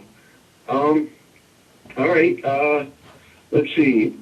Well, should we talk? Can we maybe get into some of the technical terms? Maybe like, can we talk? Like before you came on, we spent the beginning a little bit, Joe, and I was talking about a couple of amendments. Like the one is the Fifth Amendment, which says, you know, where you don't have to incriminate yourself. What would you say, like, the Fifth Amendment means to the IRS? Like, you know, does it have any weight? Is that something that could be used to say, hey, I don't want to give you any information because I could incriminate myself? Well, absolutely. It was an interesting enlightenment process for me, and I think it was interesting the way, you know, for those that believe in providence, that being a criminal investigator, of course, we were well trained that we had to read someone their, you know, Miranda rights before we questioned them, and they didn't have any obligation to speak to us. Well, the reason they had no obligation was because of the Fifth Amendment. We could not put our hands around their neck and squeeze until they talked to us. If they said they didn't want to talk, that was it. We had to leave. So in that sense, if an IRS agent comes to try to speak to you at your doorway or finds you at work, you absolutely still have a pretty sturdy Fifth Amendment right to just say, you know, politely, "I'm sorry, I don't want to talk to you," or "Here's my attorney's card, call him." You know, you don't have to talk to anybody. And I think too many people don't realize that they don't have any obligation to talk to an agent. One of the problems that you can run into is it's your word against theirs, okay? And if they don't understand what you're saying, and they record something erroneously, in other words, they don't get down exactly what you said, well, too bad, so sad for you, okay? Because they're going to testify, "Oh, this is what Vinny told me. This is what Joe told me." Joe, wouldn't you admit, though? You didn't say anything like that. Right. Same thing with the police. You know, the police, you know why I pulled you over. And that's the whole thing. And the minute you say yes, it's sort of like that. You start talking and you give up the jurisdiction. And again, police, IRS, same thing, right? Don't have to incriminate myself. Fifth Amendment. Absolutely. I mean, rarely is it beneficial to speak when you're being questioned or even confronted. Joe, very limited circumstances, but the general rule of thumb, don't talk. You're going to be much better off in the long run. That's not going to, but you see, the funny thing is that you have, like, the society has been trained, again, you know, programmed or conditioned with these newfangled gadgets and all this, like, you know, texting and instant messaging and Skyping and all this stuff, and we're so, like, chatty, giving away all our information all over the place. So it's a lax, again, the people are just like, they just give up their rights. Training them to just keep talking, you know, it's okay, you know, and that's it. I mean, look at the society. People, "Oh, please, officer, you know, what can we do? And they're like always talking, you know, can you overlook it? I mean, these are bad things to say to a cop, you know, right? Wouldn't you agree? I mean, you know. It's not, as I'm sure you guys have spoken many times on your show, it's not just some coincidence. I mean, there's an orchestrated effort. They're certainly patient, but there's an orchestrated effort to condition people to be accepting of tyranny. And, of course, there's plenty of prior tyrants and their underlings to help it along. In fact, it was just recently that I remember Alex Jones talking about the former head of the East German Stasi is actually a consultant to the U.S. government. I mean, isn't that wonderful? Wow. That is true. Yes. No, I mean it's unbelievable. It's the Nazis have taken over our country. Well, it's a little different. I wanted to go to another amendment, if you don't mind, Joe. Is the 16th Amendment I see a lot on. I've seen some things. Me and Howard talked about this before. Then seen things 3 states, 5 states, and then I've seen some that said no states. Either way, there was never enough states to be ratified this amendment. Is that true? And do you know if it was 0 states or whatever it was that voted on it? Yeah, it was basically 0. There's a gentleman named Bill Benson, and he wrote a book called The Law That Never Was. And I think there's a website called thelawthatneverwas.com, and also 16th Amendment spelled out, I think, .com. That might be where people can get more information. But basically, the reason Bill Benson asserts that not a single state ratified the 16th Amendment is that there's a variety of reasons. In other words, some states, well, one state in particular, Kentucky, actually voted to reject the 16th Amendment.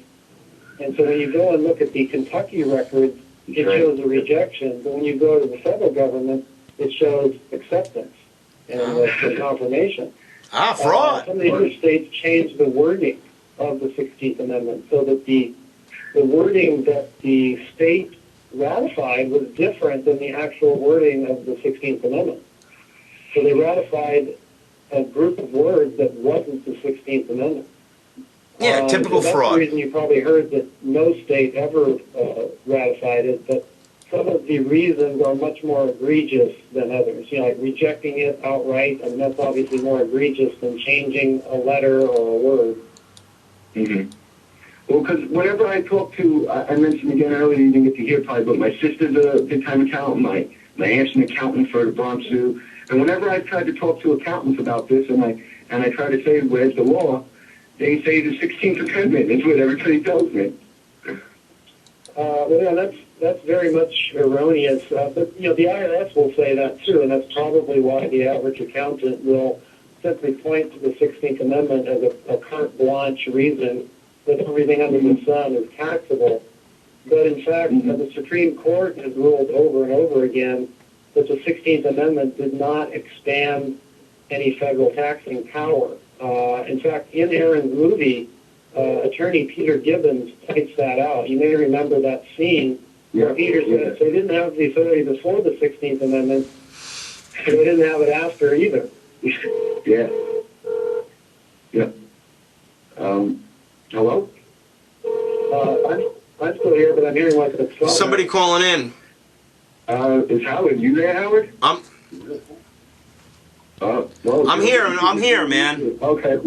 I don't know. Somebody called in and they dropped out. Wait, I know we got another caller. We got a bunch of people. Hey, guys. How you doing? Yeah, who's this? Howard. Oh, Alex. Hey, Alex, how are you? All right. Hey, Joe, how you doing?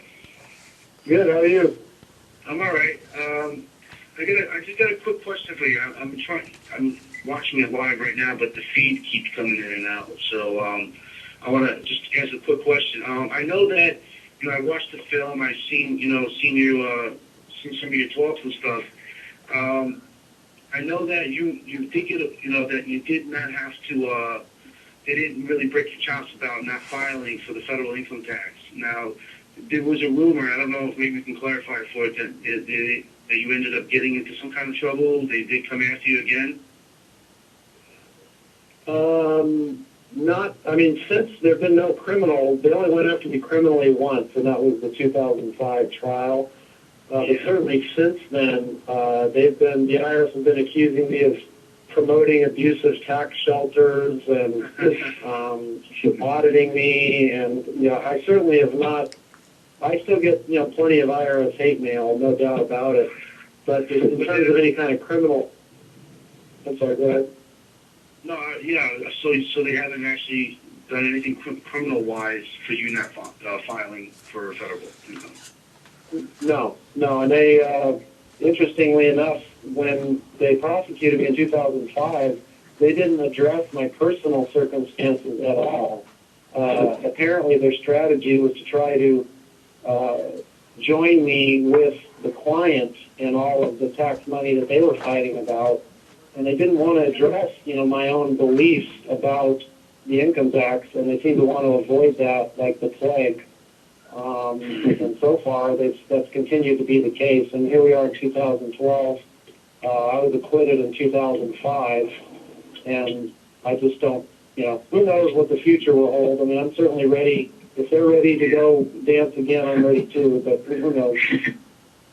Well, I'm just wondering because I myself, it's not a conspiracy. I mean, it is conspiracy by definition, but it's not no taboo tinfoil hat theory. There is no law that requires anybody to pay or file any kind of income tax on their labor. And, but I know that they are kicking people's doors down, waving guns, still arresting people, and still, taking advantage of people who don't have the money to defend themselves or even the knowledge. So I'm wondering maybe for those people who are also interested in opting out of this illegal system, this corrupt system, I mean, what would be a good pointer if you could give one? I don't know if you want to, but how to go along in trying to get out of paying an unconstitutional tax. Well, first off, I'd say I'm glad you're bringing this up because I think it's a point that isn't brought up often enough. It's a rigged game. I mean, really rigged. And Absolutely. So the average person that starts to, how should we say this, bristle, at the IRS's demand, starts to resist. The IRS has a, well-oiled machine to grind you to a pulp. And so I really discourage people from, until they've really spent a few years really educating themselves, and even educating themselves about, not only can the IRS try to make your life miserable, but, for those of you that live in New York, fortunately I'm in Nevada, they don't have a state income tax, but many states do. And it's typical that the federal government and the state government will do like a big-time wrestling tag team match, and they'll tag team and both grind on you. So I really discourage people from, changing their lifestyle at all until they spend a few years educating themselves. I mean, as I said earlier, I was a certified public accountant and an IRS criminal investigator, and it still took me 2.5 years of evenings and weekends and research before I was certain that I was going to confront my supervisor. So I encourage, you can still educate yourself for free, but largely for free, and you're not going to run into any IRS trouble by educating yourself. They don't turn your education into action until you're absolutely certain, and that could take a few years, if ever. You don't want to just sit there saying, hey, I'm not going to pay taxes and I don't know a damn thing about what I'm doing. You want to definitely educate folks. That's it, and it's a very good plan. I really appreciate you getting, pitching me that ball that I could hit it, because it's an important consideration. People are frustrated. Absolutely. I don't blame them one bit. But my mother, we're all from New York originally. I moved to Connecticut recently, but my mother, she's an administrator for BOCES in New York, the school district, and I mean she makes 6 figures, but they're taking at least $40,000 a year in labor on unconstitutional taxes. And when I tell my mother this, she's like, "What am I going to do?" And I'm like, educate yourself, Mom. Do this, do that. Look into this. But just to get reamed, I hate living my life knowing that I'm being taken advantage of. It just sucks. Living a lie basically, and I just. Well, speaking about a lie, Alec, or maybe some of the listeners are not aware, or that in 1981, shortly before I think he was, they tried to shoot Reagan. Well, they did shoot him. Before they tried to kill him. He was experimenting with the idea of where does all the money from the IRS go, and he created something called the Grace Commission. Yes. And they found by 1984, they found that every single dollar that the IRS collects goes to the they're not Federal Reserve, they're international bankers. It goes to pay interest on the bankruptcy from 1933, which has just been, we just got out of that. Joe, I just wanted to bring this into give me your insight into the fact that the Federal Reserve is going to end on 12/21/2012. It has a, you know, it has a, I don't know much. the charter is due to expire on that date, and that. Well, you know, sorry.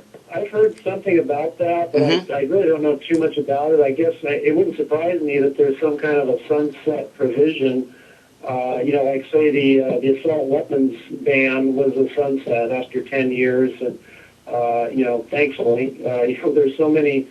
There were too bad my laws don't have sunset provisions, but apparently that could be the case.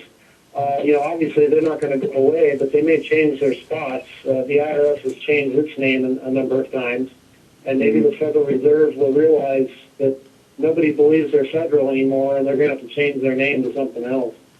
But again, that's the whole thing. The whole thing's a fraud from beginning to end. So we have to, you know, alert the people to this. I mean, come on, this is just. It's just blatant fraud, and they take people's properties. They ruin your lives. It's like they're basically, it's like they want to bring everybody into this Soviet style New World Order. You know, the fascist, communist, socialist, whatever you want to call it. Their intention, and they've been doing it. They've been doing it. Can I say one quick thing too? You know, about I want to go back to the point of, like, you know, educating yourself before, you know, before taking that step into trying to opt out of the federal income tax and fighting the IRS, basically. That other gentleman, he was an older gentleman. He was in Freedom and Fascism also, Aaron Russo's film, and he was really good. But they actually did sentence him to like 13 years in prison or something. The judge didn't want to hear it. Is it Irwin you're talking about? Yeah, Irwin. Yeah. You know, but I mean, he was really educated on the fact too, and they still sent him to prison. So, like you said, it's a rigged game. Even if you're innocent, even if they know you're right, they're gonna still, you know, if you mess with the wrong people, the wrong state or anything, I think they're just gonna lock you up and make an example out of you, like Irwin. You know, I don't know if you want to comment on that or anything, but you know, the guy knew what he was doing, and I really respected him, and it's a shame. And even the judge who was presiding over his case was like, you know, because he kept trying to bring up the fact that after the 16th Amendment, there was no new taxation of powers of taxation. So they never had the power to tax our labor. And I mean, but the judge didn't want to hear Supreme Court. But the Supreme Court, obviously, you know, they have to be in compliance, you know, with the smaller courts and vice versa. So I just, you know, it's like you said, it's a rigged game no matter what, you know. And I'm really happy for you, Mr. Bannister, that, you know, that they haven't really, you know, done you in or anything like that. You know, I'm glad for you, and I hope that, you know, it remains that way. But for someone like Irwin, that's a life sentence for that poor man, you know. Yeah, and he, I am fortunate. I guess some people out there, they think that somehow I'm still working for the government, and that's how I got through being acquitted. But you know, they really aren't paying attention to the facts, because there's plenty of people you can talk to find. You know, I wouldn't wish that experience on my worst enemy. And of course. But I came out of it with a little bit of justice, thankfully. But you're right, Irwin. He spent so many decades educating people about what the truth was. I learned a lot from him, and of course, you know, his son Peter Schiff is well known as a financial consultant. You know, a real money guy. So it's a travesty, but that's what I said. Yeah, it's like Peter Schiff. You know, Irwin's in prison. I think what I advocate the most is many of us still receive those notices in the mail for jury duty, okay? And that's the place we have to educate the jury pool. We have to infect the jury pool with the truth. And I think that just like slavery, part of the reason that slavery went away finally is that when the abolitionists and people who were helping the slaves were getting acquitted over and over again, they couldn't get a conviction, then there was no more, they didn't have that hammer of putting people in prison for trying to put them into slavery. And the same thing will happen with this income tax system. So if you can invest, or you can focus your frustration on educating people, and, you know, frankly, if it wasn't for D.V. Kidd, for no pay, you know, going there on the radio and I was listening that day, and she didn't know that I was listening. She couldn't have known. And so that's why what you guys are doing here today, and what you do on your radio show is so important. You never know how many IRS agents and government officials are out there listening that you're going to affect and make a big difference. That's what we're hoping to do. You know, but you mentioned Peter Schiff. You know, he ran for Senate here in Connecticut. He lost. I'm just like, you know, I like what he says, but I have to be afraid of him because it's Schiff. He literally is Schiff. His family, his grandfather is original shareholder of the Federal Reserve and the IRS. You're aware of that, right? Really? You didn't know that, did you? Yeah, the Schiff family. Yeah, he is of that family. I knew that the Schiff family, there was a Schiff family that was involved in that. I didn't know that they were the same family. Oh yes, it is absolutely bloodline, same family, no doubt. So I have a lot of, you know, he talks a lot. Again, good talk, could be a COINTELPRO type thing. I don't know. I worry about him because he talks everything that's right, but after all, his family is I mean, literally, his grandfather was Jacob Schiff, one of the original founding shareholders of the Federal Reserve with John D. Rockefeller, and also Kuhn Loeb and those guys, and. Well, I guess my only comeback would be that, you know, and of course everybody should watch out. You know, you never know who you can trust. And just be cautious. You never know who you can trust. Enough news that they can trust me.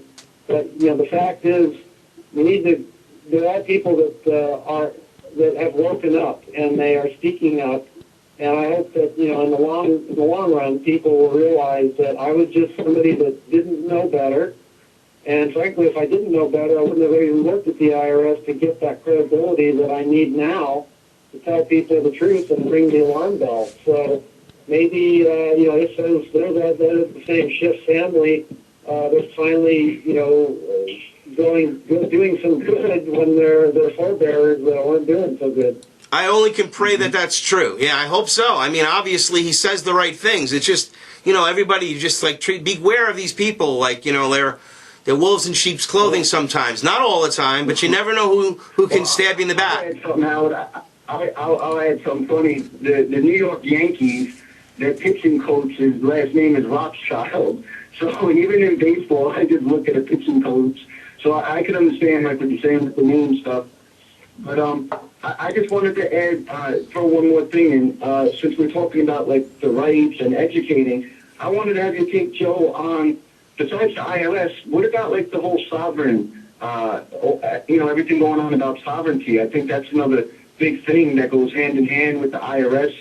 And again, you know, people shouldn't just tomorrow say, hey, I don't need a driver's license and all these things. But it's like the IRS, it takes time to learn. But I just want to know what your take is on the sovereigns. And do you look into anything like that, or is the IRS just, you know, enough for you right now? You know, just anything you tell me about the sovereigns or about you becoming them. Well, basically, I of course don't like at all that just like people who learn about the income tax or about the 9/11, you know, inconsistencies, you're demonized so that no one will listen to you. And I think the same thing goes for the so-called sovereign movement. There's a reason why that term sovereignty, you know, even exists. It has to do with, you know, do you own your own labor? Do you own your own existence, or does someone else own it? And so, you know, the concept I certainly support. I think that, unfortunately, a certain number of people use it as kind of a silver bullet. Like, they just decide one day, I'm sovereign. And so then they go driving around with no license plates and no driver's license. And then they wonder why their life goes into a tailspin. And I support the belief that, hey, I have certain rights. They're God-given. Nobody has the right to take them from me. But you also have to realize that you're dealing with a public that's largely uneducated and unknowing about any of this stuff. Yeah. And so if you go into it... Go ahead. Hello? Yeah, I'm sorry. I'm sorry, I'm just saying you have to deal with the public and the tyranny on the other side, you know. Right. And so it's difficult. Basically what I'm saying, I'm trying to consolidate it down into to pick your battles. And I know I was even tempted early on to like, well, hey, there's this problem, and there's this problem, and there's that problem. But you find that if you take on too many problems all at once, it's overwhelming, and it's really better, of course, in the Bible it talks about prudence, to be a prudent man, to a prudent woman. And so I say that, prudence is a very good virtue, to try to slow it down, educate yourself, take your time, and pray about it, and think about how can I, with this knowledge, make a difference for the better, rather than just getting all upset and then just going headlong into it and crashing and burning. Yes. Yeah, So I think I agree. Okay. No, I'm sorry. But yeah, that's what I was saying. I mean, same way I feel with you. It's, if you don't know a lot, yeah, you're going to get in trouble, and like you were saying. So, all right, I was just wondering if you would, if you were working with anybody or getting into that. But I get what you're saying. It's, pick your battles. The battle you have is big enough. You don't need any more. Let's see. I got one more question I had written down here was about the 14th Amendment. Is that where basically we lost it becomes the corporation? Is that what happened in in 1868, where basically that's where America becomes the corporation? Is that something you found in your research or something different? Frankly, I don't have a lot to say on the whole 14th Amendment issue. My understanding, in just a general sense, is that the federal rights, the Bill of Rights, at least the 3rd through 10th, were incorporated into the states. In other words, they couldn't just say it was a federal matter. But I really don't know much more about that to talk to people about, other than to say that, if you just go around telling society and law enforcement that you're not a 14th Amendment citizen, leave me alone, they're not going to listen to you. And it doesn't have much teeth. So I don't mean to demean that. It's good to educate yourself about the history of the 14th Amendment and what it signifies, what the impact of it is. But there are these movements that say, hey, just tell them that you're not a 14th Amendment citizen and they'll leave you alone.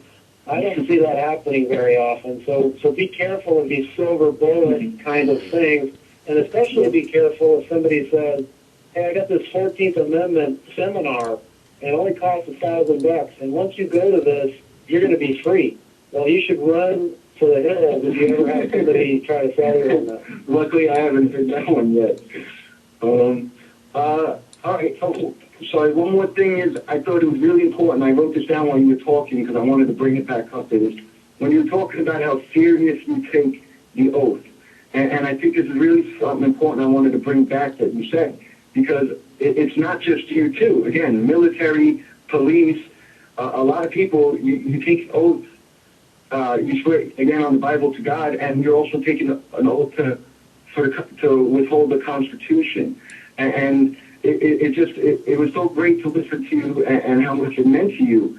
And like I told you, I watched your first thing when you were with Raymond back in 99 or 2000 when you did that, and you were talking about it. And I just feel like that's something that we should push too. That there's a lot of people that take an oath to the Constitution and nobody's standing up for it. And that's another thing that I feel you should be applauded for so much. And I just wanted to bring it back up, the whole thing about taking an oath. And if you could just say it again, like how much that meant to you, and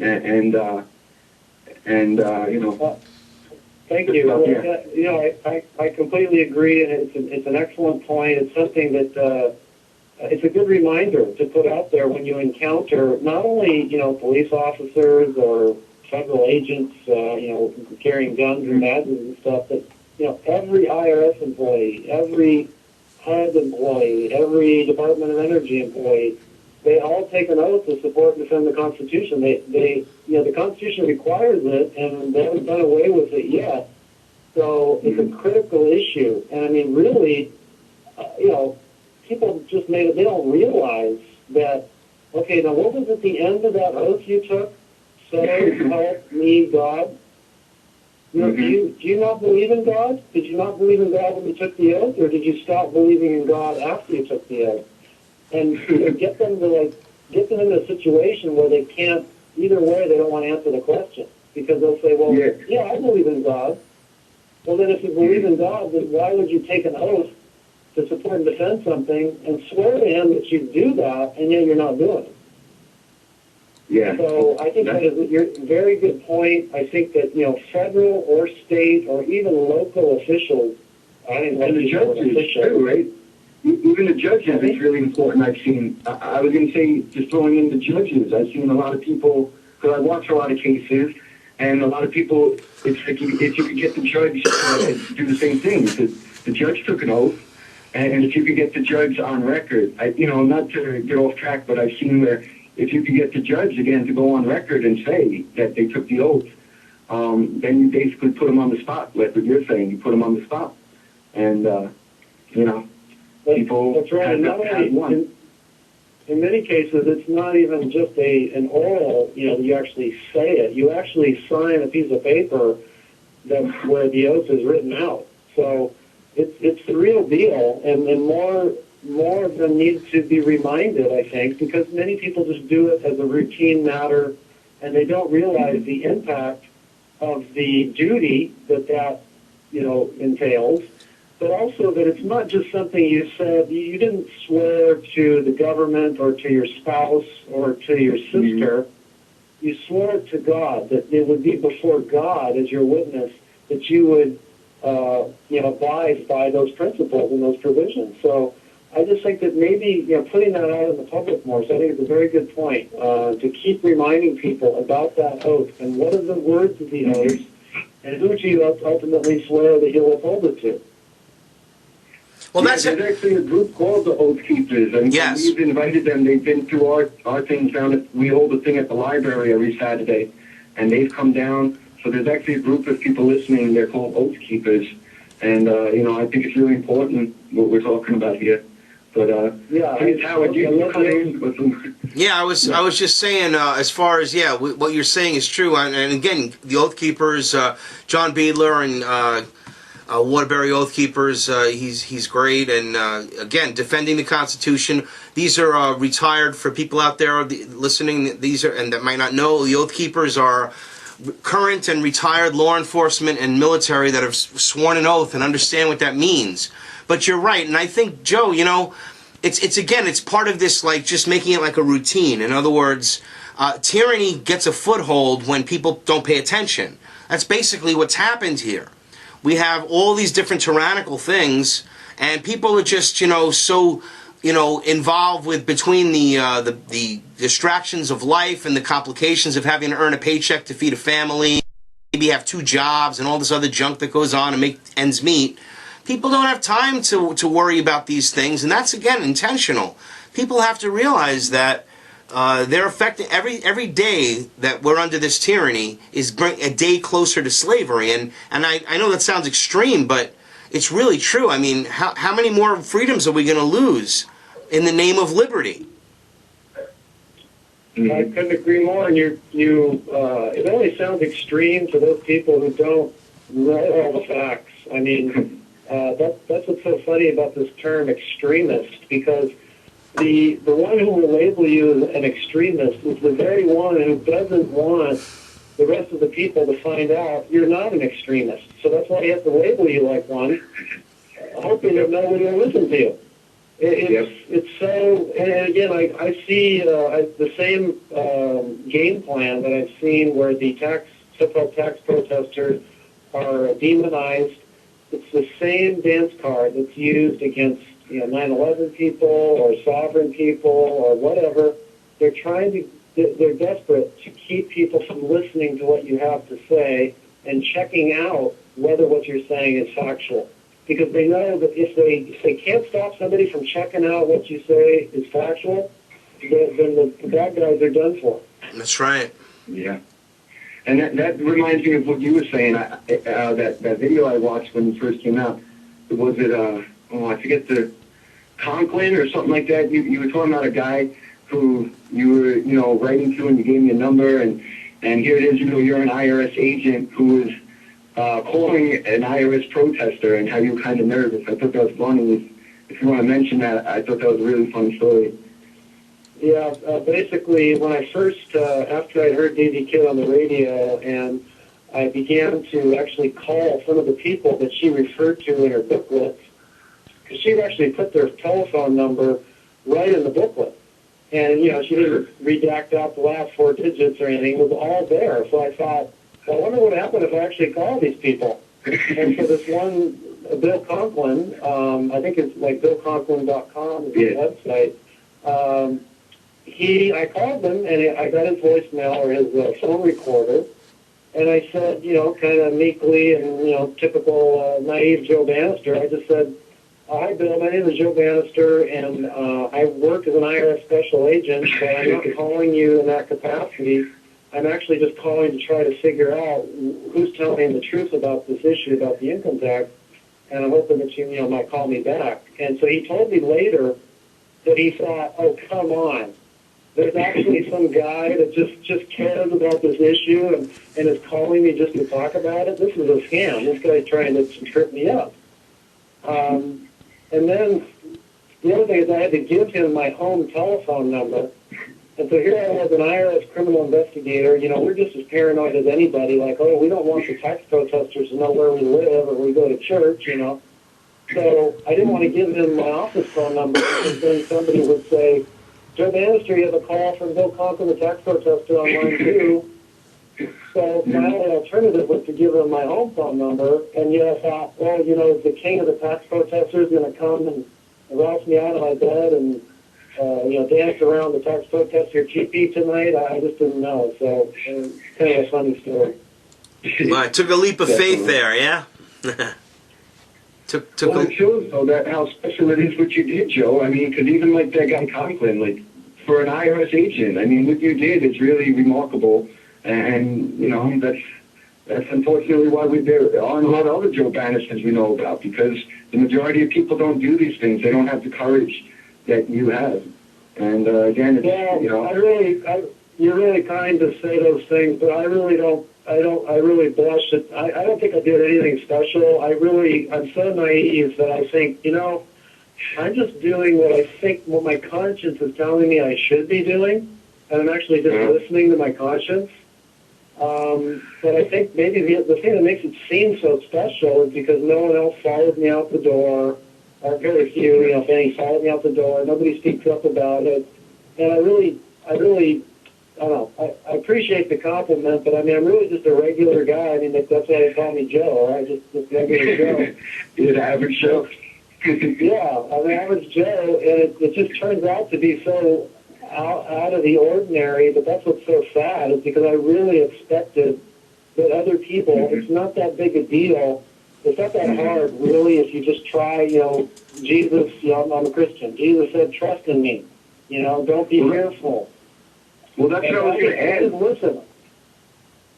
No, I'm sorry. I was just going to say that. I was going to add that because even when we had Fritz Sprigmeyer on once and others, it's really, we don't like to bring up religion to offend anyone or tell people what to believe, but it does seem like the people who believe in God don't have the fear. And that's why, it's that you love God and you believe in God is I'm sure, a big part of why you were able to do what you did. And a lot of people like Fritz and others and people who put their life on the line, to me, it's the people who believe in God. And when you believe in God, you don't have the fear of imprisonment and these things. So I know you look at it, you're an honest guy, just a regular guy, but unfortunately, the society we live in, a lot of people lost faith and don't believe in themselves or anything. So I agree, but I still, it's amazing what you did, no matter what.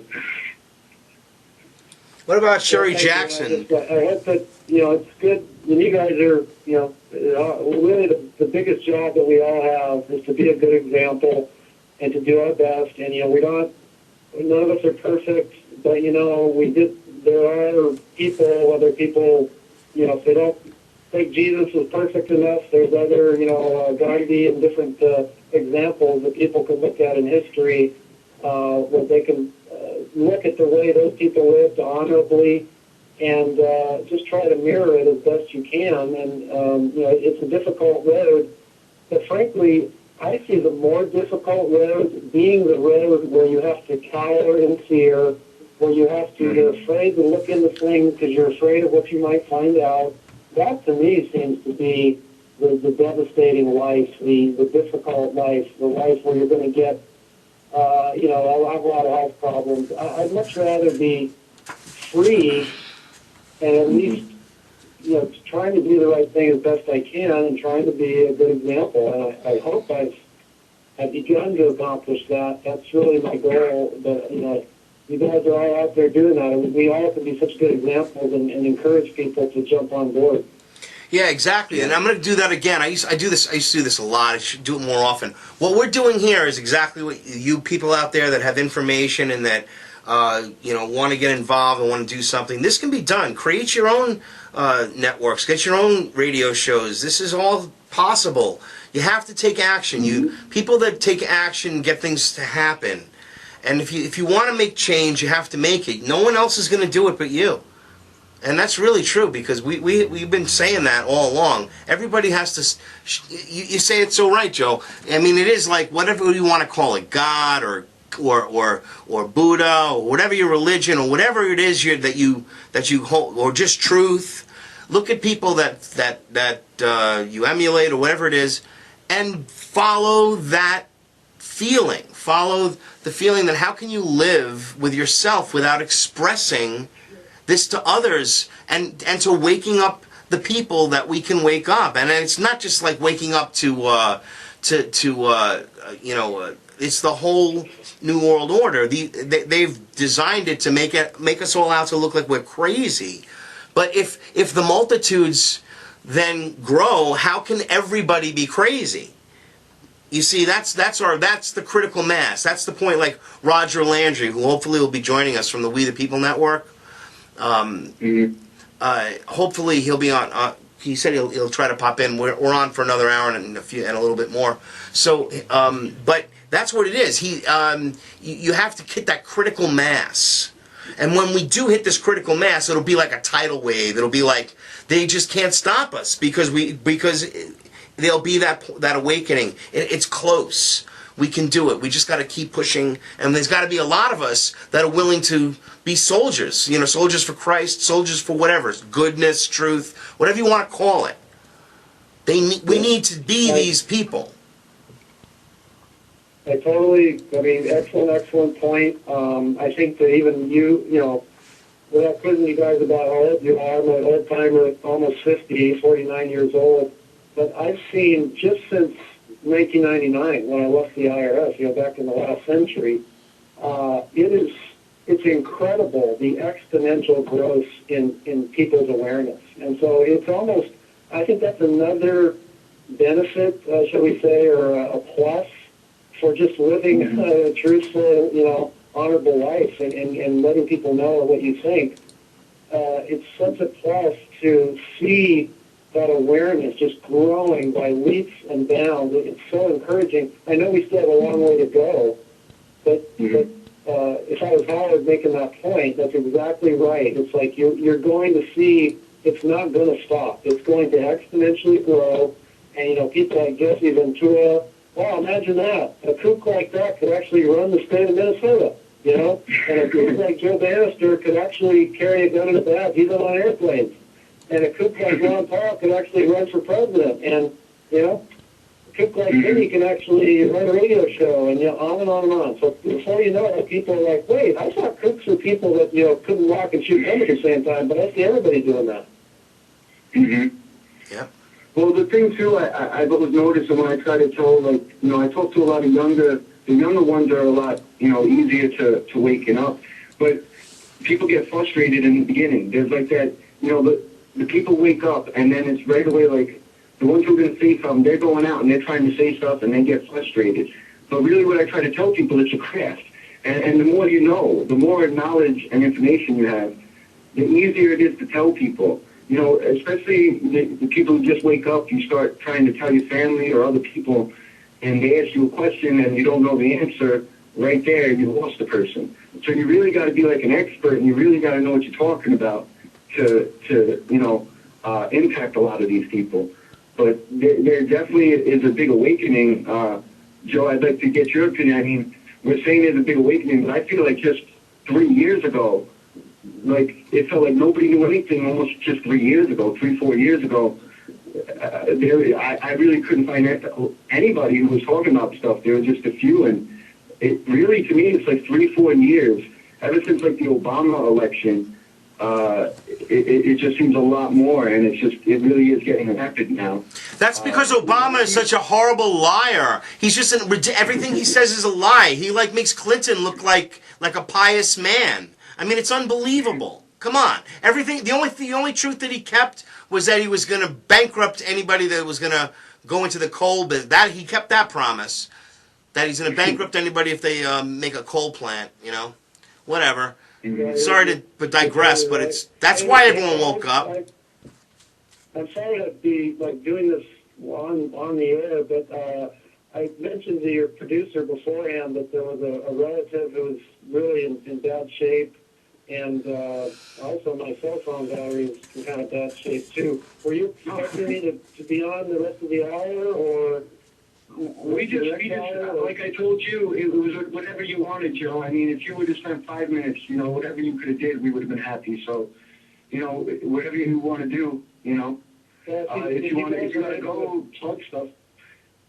Yeah. Yeah, if you don't mind, I do kind of have to. I mean, I certainly could stay a little longer if it's I hate to leave you guys in the lurch, but it sounds like you certainly have plenty of other issues to talk about, and maybe you're going to have a guest from We the People on, but if possible, I may have to kind of sign off. Oh, that's great. Thank you for your time. Please, thank you so much for all your... give the information before you go. I mean, what is it, freedomabovefortune.com. Anything you want to, plug, please do that. Okay, thank you very much. We have freedomabovefortune.com, all one word. My flagship website. I've had it ever since I left the IRS in '99. Also, agentfortruth.com, all one word, Agent for Truth, and there's a lot of video links there. A recent interview I did with Alex Jones is linked there, Agent for Truth. And so, I encourage people to go there in their quest to educate themselves. And just so appreciative of you guys having me on. You're fighting a good fight here on a Saturday afternoon when everybody else is probably watching some kind of sports game, and you're on the ball doing the right thing. So I appreciate you guys too. Well, thank you, Joe. I see it on your thing. It says you have a radio show on Saturdays. Is that true? Yeah, Liberty Works Radio Network, and that's linked there at my website. LWRN is the acronym, LWRN.net. Stands for Liberty Works Radio Network, Saturday morning, 7 a.m. Pacific. So pretty darn early for an old guy like me. All right. Yeah, definitely. So thank you so much, Joe. Really, thank you very much. Thank you guys, and have me back on sometime, and when maybe my connection is better too, and I really appreciate the invitation. Thank you. We definitely will. Yeah, you're welcome here anytime, Joe. Bye-bye. Take care. Wow, that was Joe Banister, everybody. That was awesome. Awesome, Vinny, right? Yeah. It's great what we're doing, not to tap ourselves on the backs, but I mean, we are doing good stuff, Howard. And, we're trying. Our listeners, we're trying to get you people that you're going to be interested in, people you know. Joe Banister's a big guy. I mean, he's the real deal, and I'm really happy. Yeah, that was awesome to have him on. And like I was saying to him, and you know it too, Howie, I mean, most of us listening know a lot of people just aren't going to come out and do these things, and that's why it really is so special to people like Joe Banister. He's very modest, but I mean, the truth is the truth. I mean, there's nobody really doing what he's doing. No. Him, Sheila Jackson, I mean, that's really the only two IRS agents I ever heard that did this.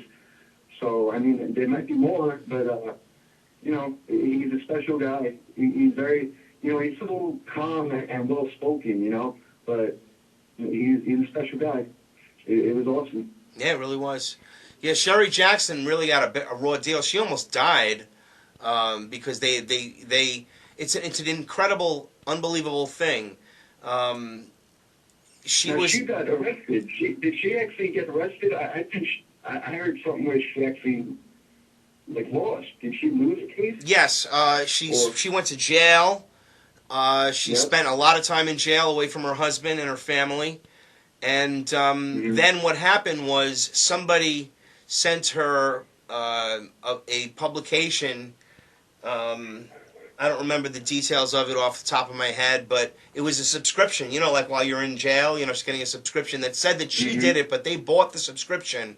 And it said on there that the IRS should kill or should kill her or something like that, and that was the topic of the thing. And there was again an attack on her. Then once they had that, the government started to not give her the medicines that she needed, and she was very sick. It's all on record. This is terrible, terrible stuff. It happened some time ago, but not that long ago, and I believe she recently got out of prison. So it's a horrible story, but it's all on record. Everyone can go and look this up. It's not out of my... Don't listen to anything that you've heard today or anything that we say and just believe it and go parrot it off because, without knowing the facts, and then you start spreading, things. You've got to understand the truth, right? Isn't that true? Things can be without knowing the facts, if you start reporting information, that becomes disinformation, right?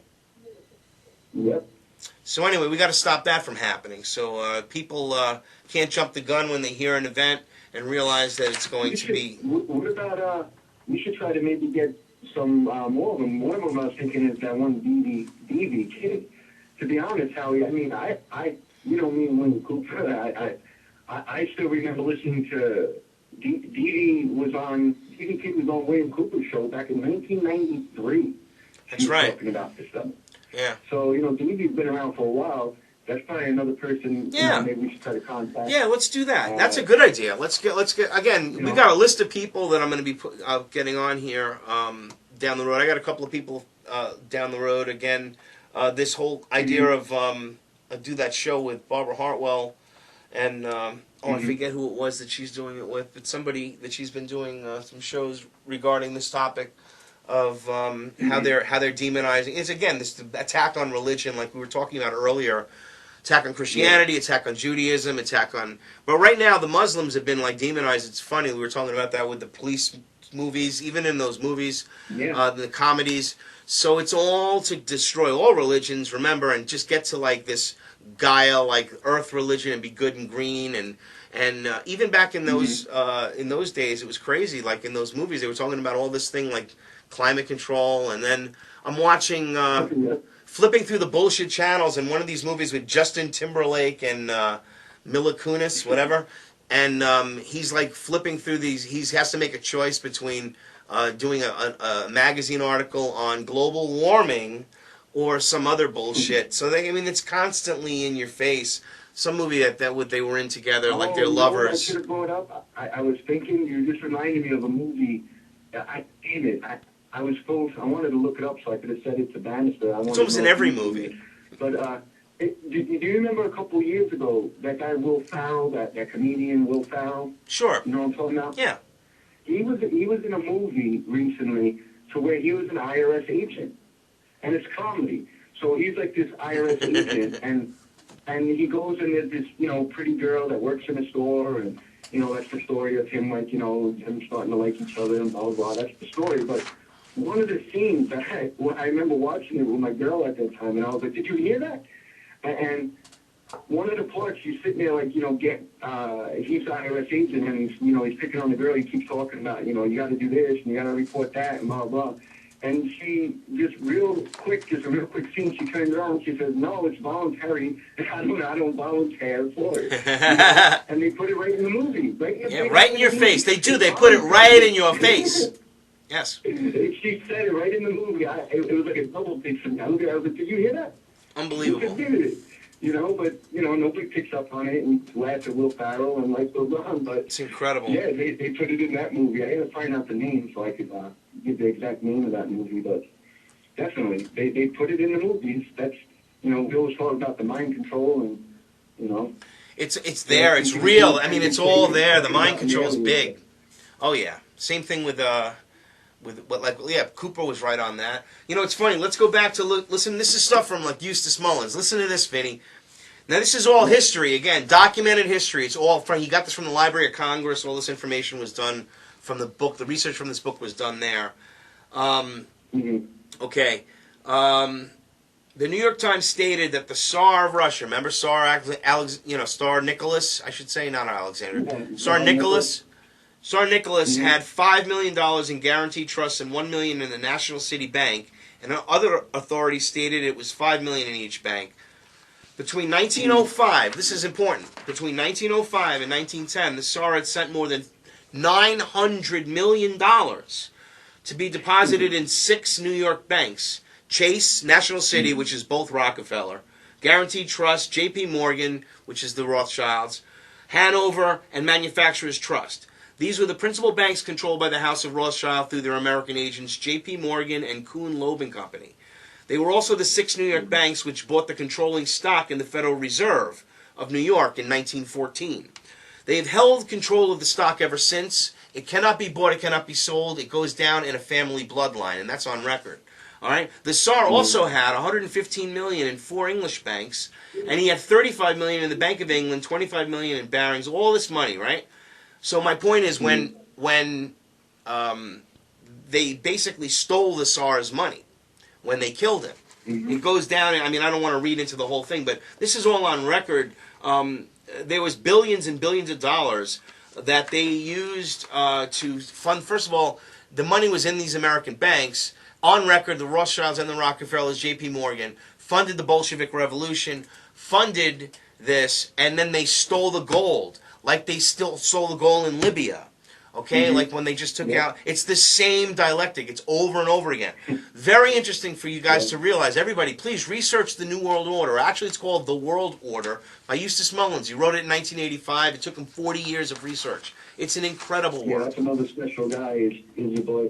I mean, you were the one, I mean, you know a lot more about him than I do. Yeah, but it's, his research is unbelievable. Yeah, it is, and he was the real deal. He was another special guy. He really was.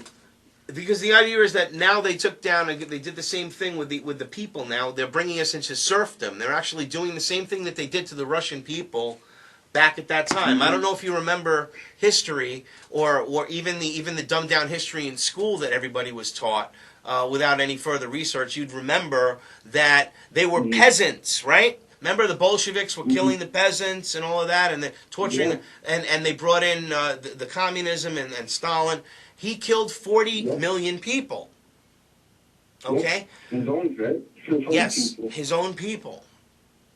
All right? So those folks that are out there that might not know this and understand that this is what it breeds. This is the result of banking controlling countries. Really is really what it is, because it's let's face it, the funding of all these regimes were done to facilitate war, and they had to buy war materials and armaments and like they're doing here now, and having situations like Homeland Security head at the time, Michael Chernoff, setting up a deal to put in all these naked body scanners and all of that all over the country and all over the world, basically through a company, mostly Rapiscan, and then stepping down as Homeland Security Chief so that Big Sis can become Homeland Security Chief. And then he becomes the CEO of Rapiscan after facilitating this huge deal. This is all on record. Yeah. Anyway, so... Howie, I got to tell you this. I've been sitting here, you know how I'm here in New York. Yeah. There's actually like a fire in the woods. There's little fire trucks around the house. I'm trying to be quiet. Are you kidding me? You're in the middle of a fire zone? Come on, let's report the fire zone. Where is it? What's... fire trucks in front of the house with this stuff for hours, like... And I'm sitting here talking to you guys. So for 2 hours, Vinny, there's been a fire outside your window, and you've been talking online with Joe Bannister and I? Yeah, trying to be quiet so the listeners don't have to hear all the noise. I don't hear the fire trucks, but really, so it's burning? So, tell me what's going on. I mean, is it dangerous to be there? I mean, you're on a phone. Why don't you just drive away? To be honest, I've just been sitting here inside talking to you, so... Once I'm done, I'll go out there and see it. It looks like this. Well, why don't you go outside? We're broadcasting worldwide. What town is this in, or vicinity? What vicinity? It's in Monroe, New York. Monroe, New York. And, Okay, there's a brush fire because it's so dry. There's a lot of brush fires all over the place. Yeah. Yeah, and on this block. So, see, I'm looking right now. There's 1, 2, 3, 4, 5, 6, 7, 8 fire people here. Wow. And they're connecting the hose. If you hear that, that's them pulling the big hose. I hear them. In front of me. So let me get out of there so I don't have to hear this noise. Unbelievable. No, that's incredible. I mean, I hope it just makes sure you're safe, and Yeah, well, I keep looking out the window. Yeah, okay. Little flames coming. All right, because that's crazy. But there's a lot. Yeah, it's very dry over here in the Northeast by where we are, and they're hoping for some rain. It's supposedly getting 3 inches of rain over the next 2 days, but not soon enough, I guess, for this. But it's incredible. Yeah. I mean, this whole fraud with the IRS, Vin, I mean, it really pisses me off.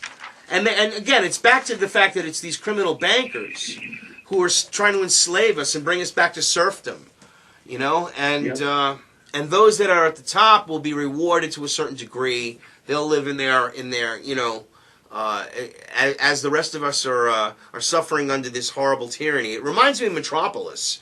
Fritz Lang's movie, I mean, it's just like that. I mean, yeah, it's just like Fritz Lang's movie Metropolis. You have the elite at the top, and literally you can see that they're at the top. They're in the stars, in space, and then you have the middle area, these sort of like managers, and then in the bottom, in the boils of the earth, are the slave workers at the bottom of the pyramid. Yeah. It's just unbelievable. And we don't mean it was all about the industry and the music. Yeah. I told you how a lot of music videos actually tie into that Metropolis movie. And Big time. Spears and a lot of these people are actually emulating scenes from that movie. Rihanna and all these people, they dance and do certain things that actually come from that movie Metropolis. There's no doubt. No, there's definitely ritualistic moves, yes.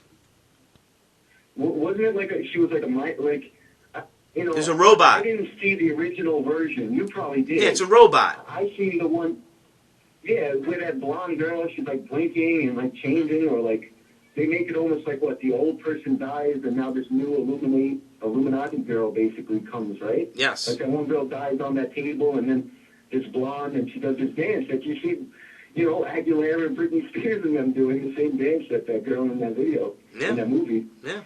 So. It's creepy. Yeah.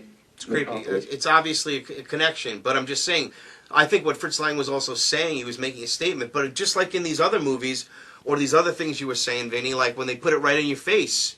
They put it right in your face, that it's right in your face, But the average person doesn't see it. But then when the masses wake up, oh my God, when they really, if they can get out of their trance, that hitting that critical mass point, there's going to be some hellish of a price to pay, because people are not going to be, listen, we're just trying to wake people up, but this is it. This is the way we have to do this. We have to get people of our thinkings in office, really, and as corrupt as that is, I mean, how are you going to do that? You gotta figure out how this is all going to work out. I mean, I like to talk about solutions. I was just thinking, I was talking the other day with a friend about, most important thing to talk about. I mean, we know what all this is going on. What can we talk about as far as solutions, Vin? We got to think about ways that we know that we got to come together as a communities. We have to bring the families back together because they're breaking them up. Yeah. Sort of like reconnect what they broke apart. But well, you and Bannister, we were all saying that. I mean, it really is one of the things is just what we're doing, Howie. Just getting the message out there, and what Bannister's doing, and a lot of people. And the more people we could get, to wake up, it's going to be, a lot easier. And we all know that it's, it's a trance. That's where we always joke. We always, joke about this. But it really it just takes that one moment, and the switch will go off for whoever's, still, not awake that we're talking about. That's right. It's just going to take that one moment to where all of a sudden that switch goes off, and then everything is going to open up, and then they're going to be with us. So we got to. Like I was saying, a lot of people, you wake up, and it's what I did. This is what I tell these young kids. There's a lot of young guys here in New York, these younger kids. I'm talking like 15, 16, 18, a little older, where they're like in school arguing, and which is good. I'm glad they're speaking up and talking about things. They watch our show. But what I tell them is they're doing the same thing that I did, and I'm sure you've done, and a lot of people, is when you first wake up, and you're someone like us or Bannister, where you want to do something. We're not the people that, okay, I know what's going on now, I'm just going to go watch the Yankees. We know what's going on, and then it's, well, we got to do something, We got to save our families. And so what do? We start right away. Hey, do you know about chemtrails? Do you know about this? And people in the beginning, they just say something, and then you get mad, and you're just stupid, you're just a sheep. That's what happens to a lot of people. And I admit, I was someone like that in the beginning too. Oh, you're an idiot. I don't want to waste my time with you. But once you do it, like we've been, for years I've been doing it, and the more you do it, and the more knowledge, then it's like you're a professor, and you don't have to get that anger. And it's really a craft, is what I keep trying to explain to people. Like, you got to learn more, because if someone asks you a question and you don't answer it, right there, you lost them. So you got to be able to answer everybody's question. And a big trick, trying to teach people listening of how, tricks of how to work. You can't push. You push at someone and they push back. You don't come at someone and say, hey, stupid, or did you know this? That's not the right way. What I do is you ask a question. You ask to them. You don't say this is what it is. You say, hey, what do you think that is? And then let's say they say, oh, well, that's water vapor. Oh, well, you think water vapor is staying in the sky for an hour? Like, you know what I mean? You ask questions. That's something I learned in sales, and you're in sales. I'm sure you know some of these tricks. Yeah. Well, they're not tricks. It's just a technique. It's called the Socratic method. But yes, it's asking questions. Yes, and then you get them to respond, and then you know which area to lead them towards a yes response. Mm-hmm. Yeah, it's definitely a sales technique. Yeah. But that's right. That's good. Yeah, you ask questions because they don't think about asking these questions. They're not. It's just like the people that's buying a roof, or if they're buying an alarm system. It doesn't matter. They're just thinking about, I need a roof, I need an alarm system, or whatever it is. They're not thinking about the details of it. Just like people are not thinking about the details of this information we're giving them. So yeah, asking questions is how you'll lead yourself to the sale. They know they want this. They know they want truth. Everybody wants truth. I mean, what do you want to be lied to your whole life, right? So yeah, but like we talk, we always say the minute someone hears bad news, their first reaction is denial and anger. Yes, it's it's a funeral. It's like what you really have to do is you are burying. You are literally waking up is the point of death of this compartmentalized, world that you were living in. That this understanding that everything that you knew was sort of a lie, and then coming to that realization that your entire belief system was a lie. So when that happens, there's going to be grief, just like death of a human being. There's going to be a period of grief that you've been deceived, and that this is the reality, and then maybe even a feeling of overwhelmingness and all this other stuff, because you start to realize that it's real, and it starts to amplify. I mean, this is how it happened to me. I'm just trying to describe it. And then you go through different phases of what are you going to do about it. Well, what are you going to do about it is you're going to get to the point where you can understand that God gave you this understanding, or whoever, or the greatest forces in whatever you want to call it, all these different forces, whatever, positive forces. If you're not a believer in God or whatever, I mean, again, we're not into this. We don't want to make this a religious thing. Our personal beliefs are that. But we know that it has to do with people that want goodness, good things, positivity. In the realm of that's where we're at, that energy. And now you understand. So you take this information, digest it, and then spread it.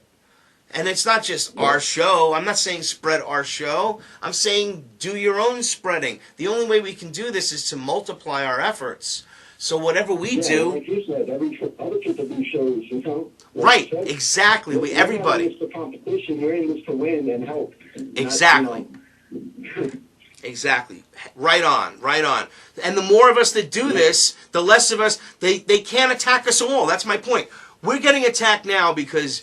I can actually say that, as far as since I've been doing this, that it's like, it's like, again, it's this.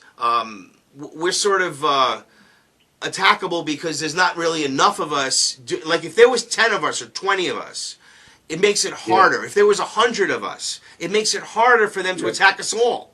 So like our power is so they at this point we need more people to do this. It's exactly the truth. And whatever it is, just exposing this truth. Talk about the Federal Reserve if that's your issue. Then make a whole damn thing about the Federal Reserve. Well, like Bannister said, maybe for a lot of people, maybe one topic is a better thing to do. Yes. Because instead of trying, and I'll admit, I do that a lot. You all know me and the research I do. I research the craziest things, so I am all over the place sometimes, and that does, sometimes it's probably better just to focus on one challenge instead of trying to take on everything. I thought that was really good advice, and I'll have to practice it myself a little.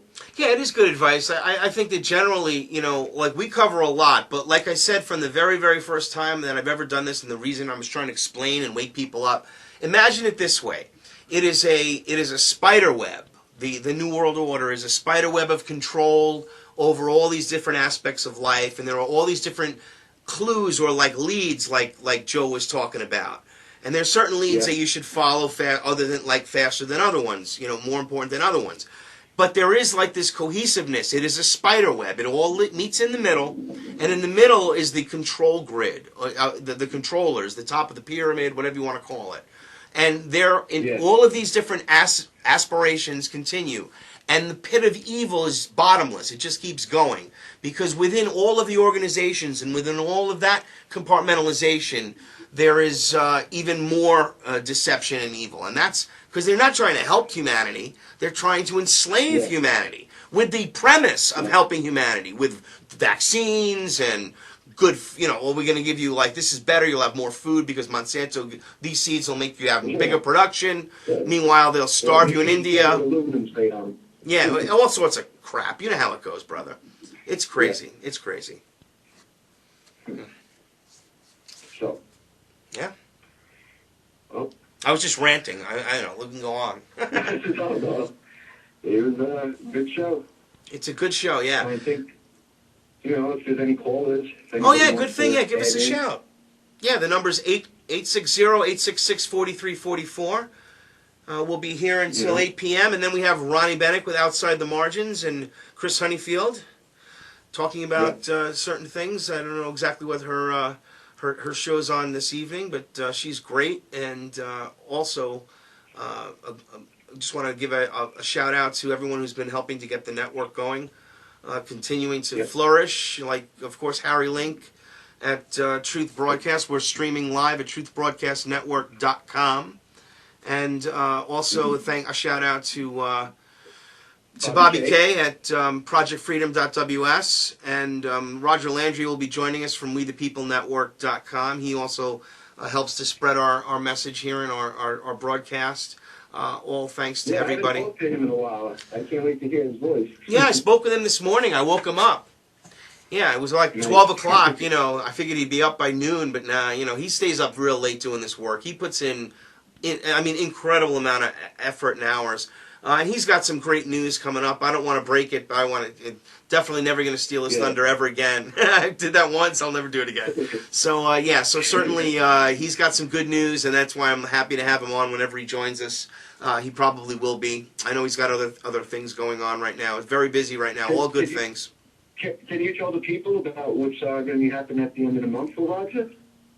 No, that's sort of what I was. I didn't want to mention that. Yeah, okay. That's one of the things I was talking about. Yeah. So I just figured, let him discuss what's going on. But no, it's good. A lot of good stuff going on right now. A lot of positive things. A lot of positive changes are going to be happening, and I'm real happy about it. Going to be getting into some multimedia applications that'll be better for the production and other things, and reaching wider audiences. With the message, and I'm very privileged, and we both are. We're just like Vinny and I guess I can speak for you too, Vinny. We're pretty privileged to be having the opportunity to get all this information out to you, So, yeah. I have to get something to drink. So you got anything to? I'm like, my mouth is totally dry. I ran out of coffee here. Go on with a couple of. Do you have anything on your mind that you wanted to talk about? I'll be back in just like 40 seconds. Okay. Yeah. Well, I guess I'll just go back to Joe Bannister. Oh, yeah, continue with Bannister, yeah. What? No, I was going to say, yeah, continue. Or talk about the group, continue with Bannister, whatever else. I mean, any group information going on right now? I didn't even... Okay. Well, for the group, honestly, I don't know. I talked to Jim this morning for a little, but if anybody, we have the IRChangeConnecticut.org website. Yep. Jim does a good job of having the schedule pretty accurate, and you can see what we're always doing. We talked about where we did the cleanup at the water revival in Naugatuck. Hopefully we can do that again. I had fun with that, so maybe we'll do that in another month. We always have the things in the library every other Saturday.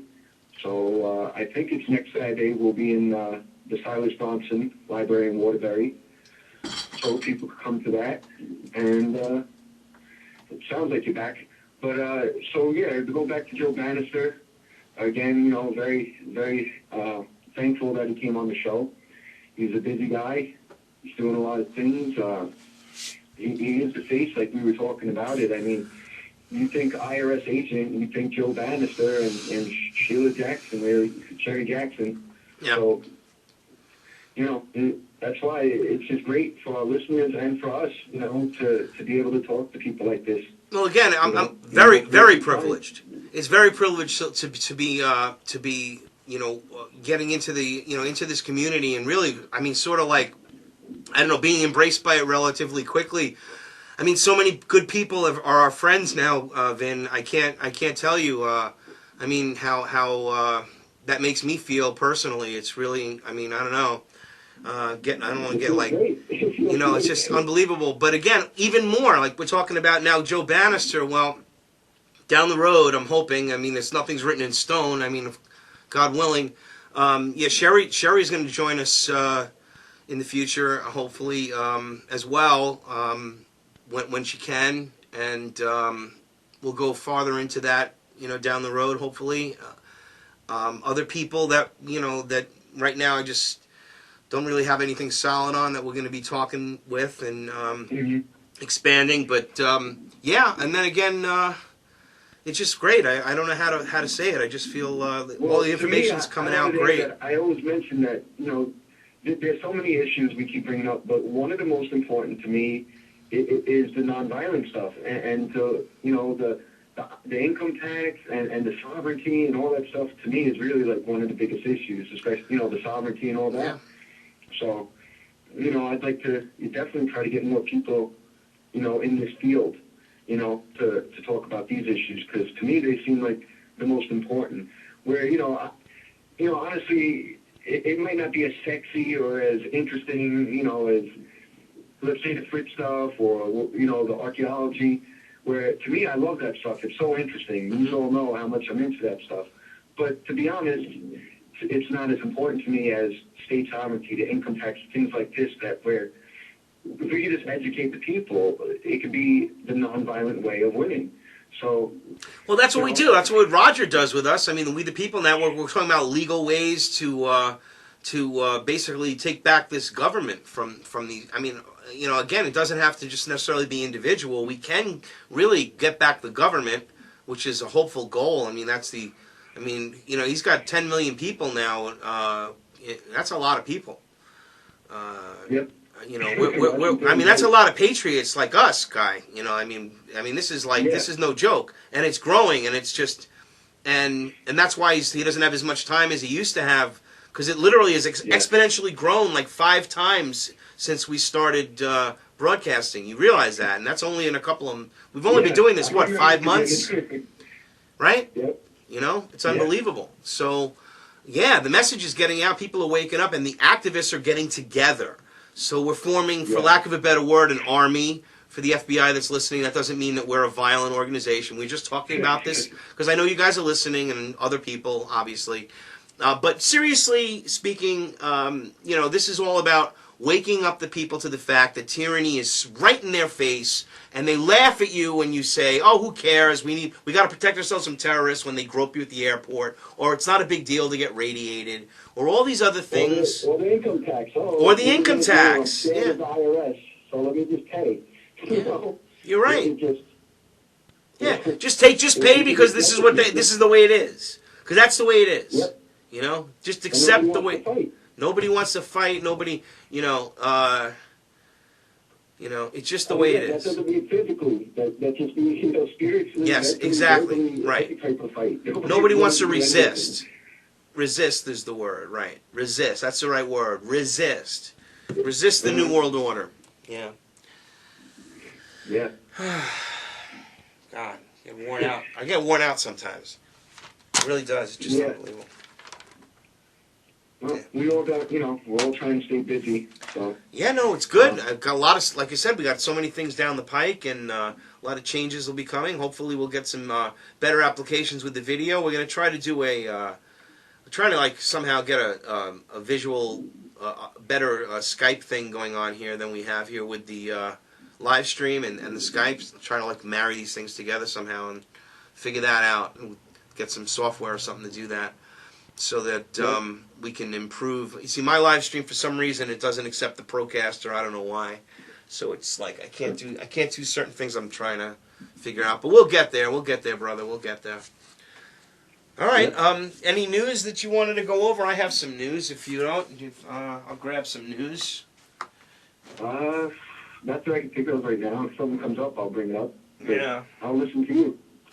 Yeah, let's see what we got going on here. There should be some news or information that I had here. Where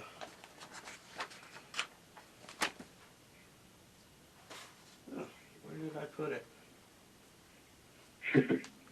it? Doesn't matter. I remember in Connecticut there was a couple of things there. There was, again, some more interesting rulings that they had regarding the fact that the freaking Children and Family Services is just a really horrific organization, and all they've been doing is they just they don't check families out properly. They just place these kids in unsafe environments. It's just horrific what they do, and they just passed a resolution that they're going to do more in-depth analysis into the backgrounds of these people, because it's unbelievable that in a state like Connecticut, that they're literally putting these in people that have abusive households, that they're on drugs, and how this happens. I can only imagine is from just no investigation. People lax investigations, or worse, I don't know. They're in unsafe environments. There's been child abuse, sexual abuse, all sorts of horrible things. And right here in Connecticut, in this supposedly wealthy state, good state, to live in, and at least they're addressing it. And again, going back to the GMO food resolution, it looks like that's going to pass. So they're going to have to label the GMO if it's GMO. I went and got some seeds the other day, brother, and I'm putting my garden together. So I have the seeds. Nice. I have the seeds, and I'm for a whole bunch of things. And it's so nice. Heart seeds are non-GMO seeds, and it says it right there. And it's beautiful to see that while we still can before Monsanto completely destroys that. Now, they're again collectivists, and they're just making these patents and the seeds so that they have to be purchased every year, and they're trying to just modify everything. If you don't get non-GMO seeds, if it doesn't say no GMO, it is a GMO seed, basically. So beware, everybody that's planting. It is planting season, So you want to keep that in mind. And other than that, what else is going on in Connecticut? They're still undetermined what it was that fell into Bantam Lake. The UFO that fell, probably the size of a whale. It was described, made hell of a splash and scared the hell out of everybody. Undetermined what it is. Military, nothing, they reported it and again dropped out of the news. It's been pretty much a quiet subject, I don't know. They said that it might have been that blue ice, but I doubt it. Blue ice that's the size of a whale, That's a hell of a chunk, right? Let's see what else was going on. I'm trying to remember locally because I remember I just lost my clippings. I had more clippings. Yeah, any Ron Paul news, anything like that?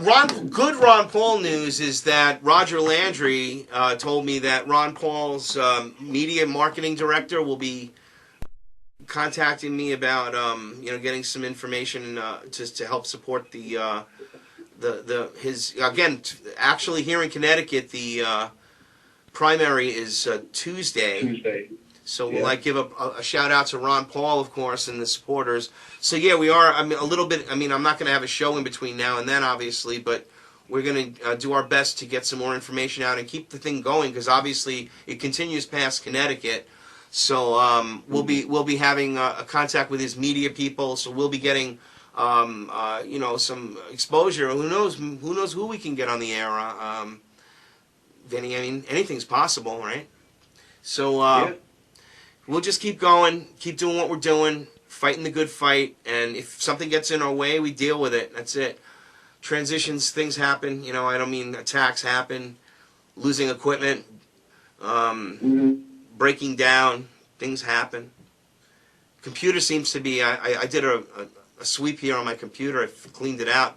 Should be running a little better now after that last hack. But still, we don't have any camera to record anything, so thank you for zapping my high-def camera, guys. It was so nice of you listening in there. The people that are listening in, I think you're in, probably in, I don't know what part of Virginia you're in, but you're listening from Virginia, I know that. So, I know I sound like a nut, but I guess you don't realize that this is on record as well, that the FBI has been recording all internet radio since November of 2011 by an unknown company in Virginia. Probably Langley based, probably CIA. Again, remember, Rita Zelvier, who owns LexisNexis, is the data mining company, so just keep that in mind. So things are really connected in this big spider web of evil that meets in the middle that has a bottomless pit. So, there we go. Again, another rant, but it just sometimes I can't help it. Yeah. Vinny. So next week, what do we got planned for next week? All the people leave, all the fire trucks. Oh yeah, the fire trucks. Yeah, what's going on with this fire? That's unbelievable that you've been so calm as your neighborhood is burning. I'm in front of everybody's leaving. Well, at least they put it out. It must be done. Good.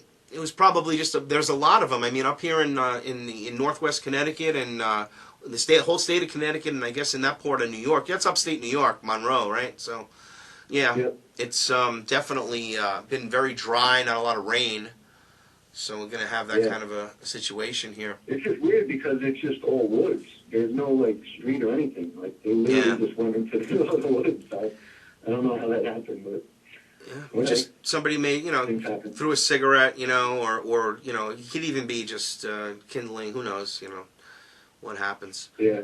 But so far it's been a few fires here. I drove to work the other day and the median was on fire, and you could see the smoke burning. So they put it out. There's been a little small brush fires here and there, so they make a big advisory. Because people are idiots. They throw cigarettes out their window. It's just like absolutely crazy thing to do. But whatever. Yeah. Going across the bridge. Let's see. Next week, do we have any? We didn't have any scheduled guests on the record, actually, did we? Or we have some? We have. When is Doyle? Doyle's supposed to be on the record soon. I'm hoping for Doyle, to be honest, but it's not. It's not set, so it's not. We won't say that, but right. And Professor Griff, I was telling you, Saturdays is tough for him. He's actually really busy on Saturdays, so I'd have to do we'd have to do a recording. Oh yeah, okay. We'll try to do I'll try to do that. Or maybe we could do a special Friday broadcast, and set that up. So. Oh, yeah. Do a certain day that he could do it and do it live on that day. Yeah. We'll promote it. What I really want, and I talked to him about, is once we do this and we do the show, we'll let that play a little, let it get out to people, to watch it. And then I was talking to him about setting up something like, hey, why don't you come to this library? I seen him go to libraries and bookstores and things, so I was like, hey, we got a library, you can come there, Waterbury is a big city with a lot of 110,000 people, minority and everybody there. It could probably be a really big thing right there in Waterbury. So, that is definitely something possible. Think about how great that would be. How much the group and people in Connecticut would like to just go up and hang out with Griff and listen to him talk about the industry and everything. Yeah, it'd be awesome. And again, that is our sort of our home base right there at the Silas Bronson Library on Grand Street, 267 Grand Street in Waterbury, Connecticut. We meet there every other Saturday, not every Saturday. Yeah. 10:30 to 2. And again, we have the broadcast, the We Are Change Connecticut radio show every Saturday from 5 to 8 p.m. here on informedradio.com, streaming across with projectfreedom.ws. And again, a shout out to Bobby K and to everybody that's helping us get the broadcast out. Ronnie Bennick's going to be joining us again with Outside the Margins and Chris Honeyfield at 8 p.m. coming up in just about 22 minutes or so. And again, thanks to Pam Suggs at UnitedTruthSeekers.com for helping us with get this message out, as well as, of course, Harry Link at DeathToTheNewWorldOrder.com and TruthBroadcastNetwork.com, where we are streaming live right now. Okay. Yeah. All right. It doesn't look like Roger's going to be able to make it again this time. I don't know. He has been busy, but he did say he would have had about 15 or 20 minutes. Maybe he something came up. I don't know. I did leave a message on his. I messaged him with the call-in number again, which he, and everything. And he hasn't gotten back to me. Yeah. But it's okay. He's busy. He's got a lot. Like I said, he does have a big thing. Yeah. I don't want to necessarily blow the whistle on it, but he's got a. He's already doing a show which reaches about 30 million people in the Middle East with a. I forget her name completely. It always escapes me, but she's a very well known, basically, human rights and peace activist in Turkey. And she's reaching a tremendous audience there on the Al Jazeera network. So I know it involves that. And they're already doing a show together now. They do it on Thursdays, every Thursday, I believe, at 9 o'clock on... That's great. Yeah. That's so big. It's big, man. It's real big. Very happy for Roger. It's amazing, and they're growing in such a way, and there's, again, to the point where we're going to, try to hopefully become like one united, organization to get this message out as we're doing. I mean, growing pretty rapidly. There's so many partners. It's unbelievable. I can't even begin to tell you how many people are in on this. But we are very here at We Are Change Connecticut and Inform Radio. Very proud to be partners with the People Network, which is now reaching again worldwide. Now we're having a big presence now in southern part of Europe, which is like in that lower part of the Middle East there. With Turkey, and it's big. Yeah, it's real big. So hopefully we'll all continue to grow and get the messages out there, and the fact that, hey, there's a lot of things. Again, this is what they talk about, and I'd like to talk about this because we touched on this, and I've spoken to other people in this movement that are big advocates to understanding this, that there is just so much hatred and evil in the world, trying to foment this by dividing people. And it is factual because, again, this woman is from Turkey, and she is absolutely exposed the fact that in that whole region there is no hatred of as they say about Americans, like this big conspiracy that there's this that they hate us and all of that. It's a lie, and that's a beautiful thing that we can emulate us. The youth, they're being lied to too, where they see all the fancy clothes and the MTV. And, again, I brought up earlier the arrivals. They put one of the most powerful things was they showed, the famous movie The Last Samurai, right? Sure, yeah. Right, which is a great movie about the Japanese being the samurais. And they show, back in the day, that, how great they lived, right? Like these samurais and how, that really is an amazing way that they lived and pure and all this. And then they show the scene where the emperor, right, is talking to Cruz, and he's like, I dreamed of the day for us to be unified, with the West. And we're going to have Western clothes and all this stuff.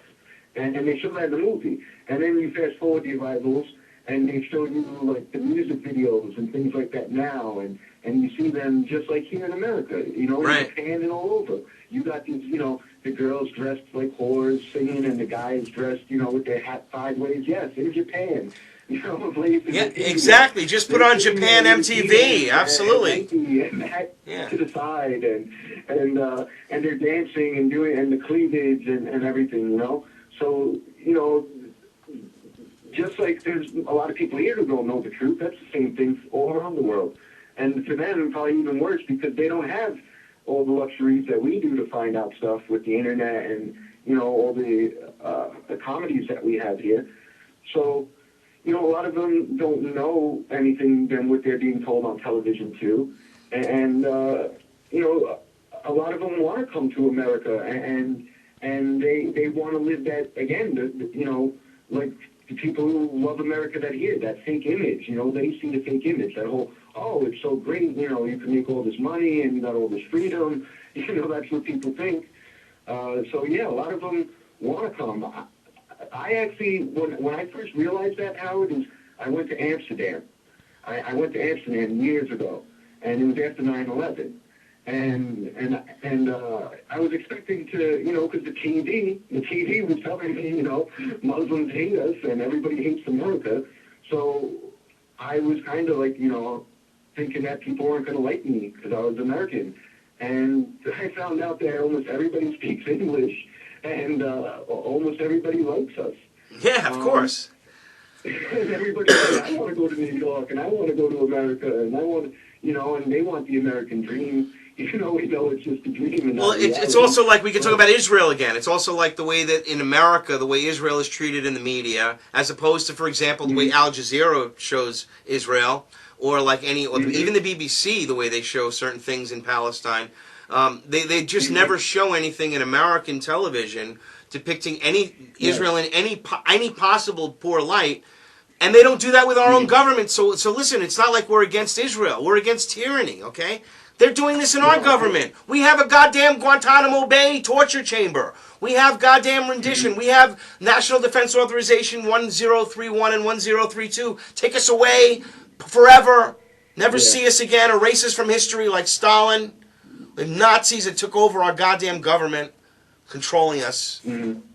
And, and this is unbelievable. But anyway, I just rant. Because it's true. I was just thinking too, where we're talking about, you and Hartwell and like the anti-Jewish. We're definitely showing that. All this stuff that goes on, and what I wanted to say is that's another thing that's created to take away from the real issues of Israel, because to me I try to explain it like, first of all, when people like the bloodlines, Jew is a religion. That's not a race. So that's like a big thing that people mess up with, but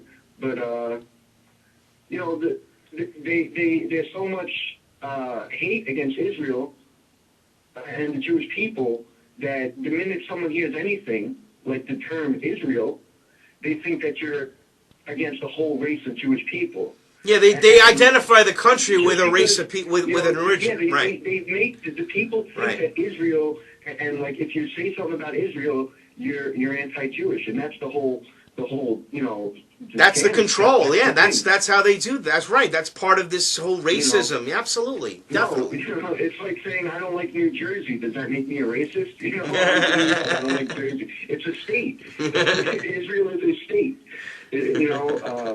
So it's not a race. It's a state, and so that's but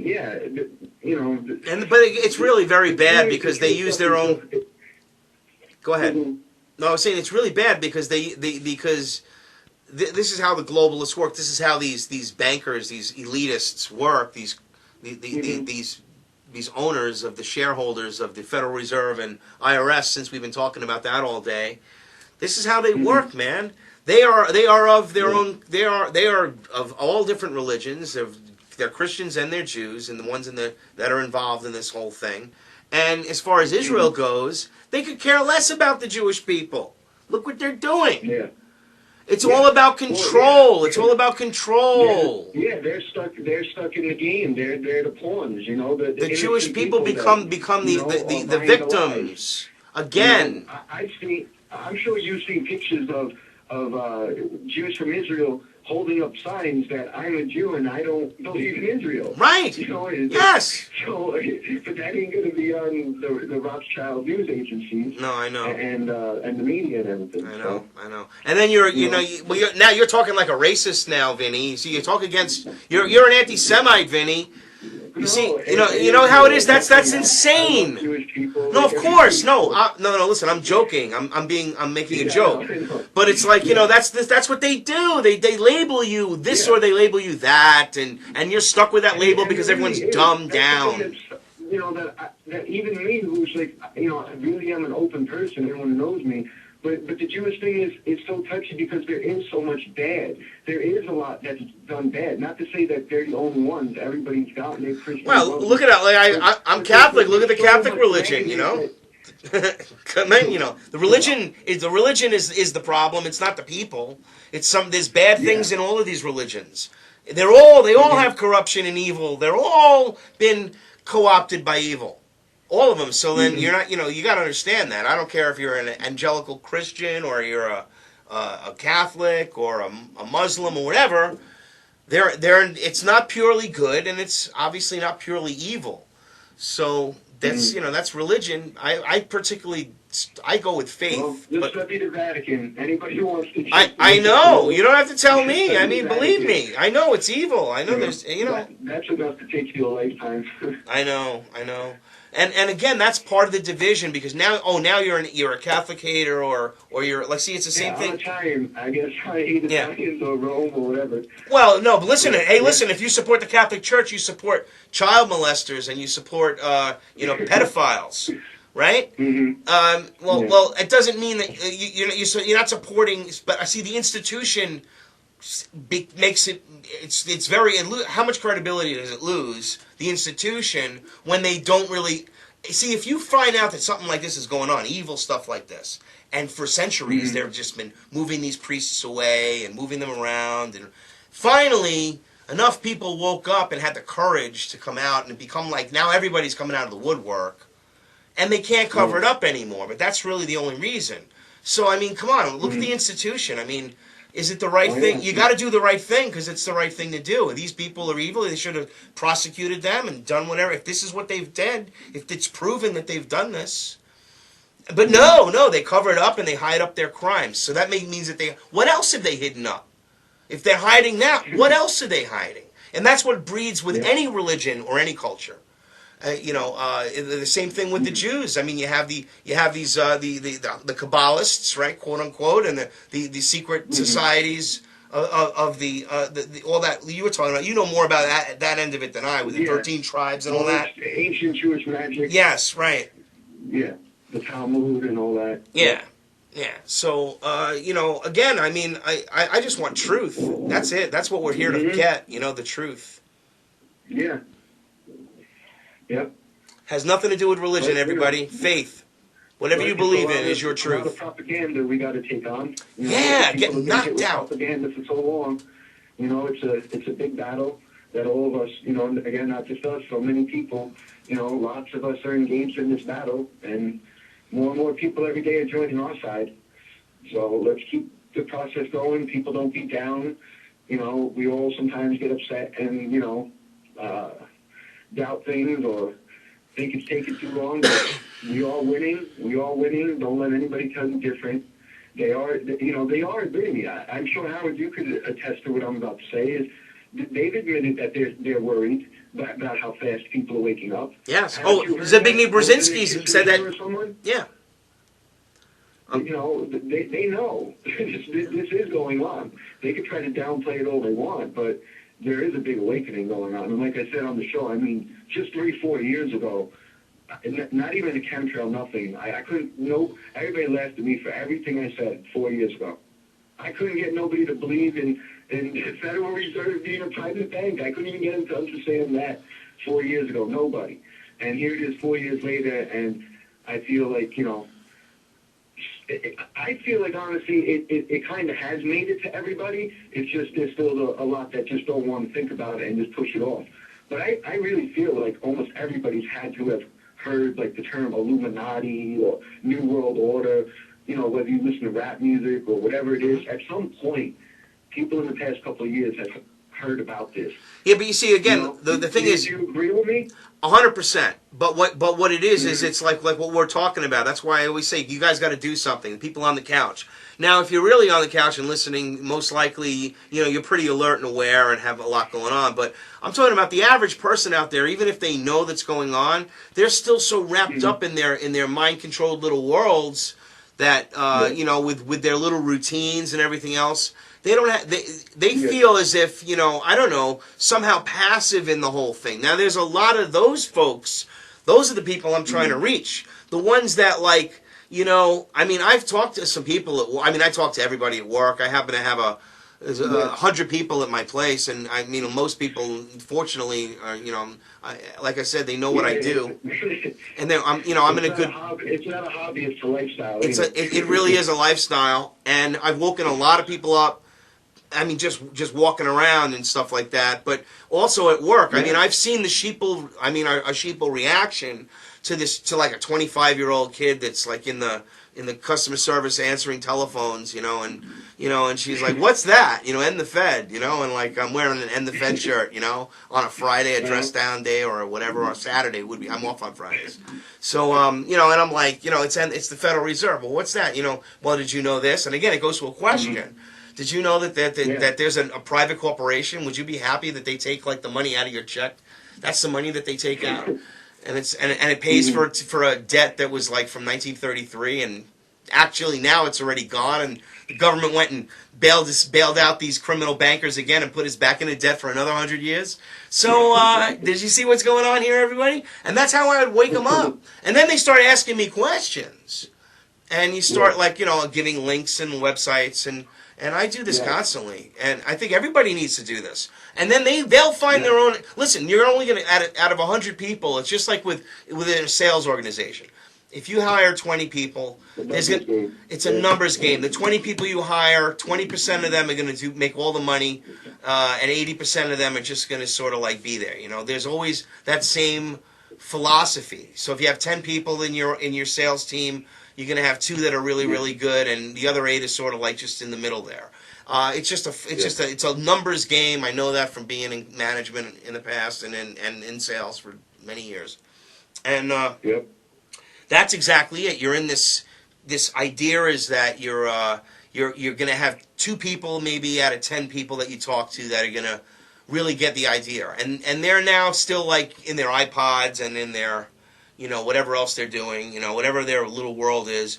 So those people that you touch, it's just the beginning. They have to continue to get this information so that then they'll start to realize more and more. Well, it's like, hey, yeah, you know who makes that CD player that you're listening to right there? It's made by GE. You know who owns GE? Well, yeah, you know that GE has been in partner with the government for over 100 years. What? No. Yeah, do you know they shut down competition and Rockefeller owns most of the stock? What? No. So that's how I do it, you know, and you just keep doing it. And if you see somebody on a daily basis, then you wake them up.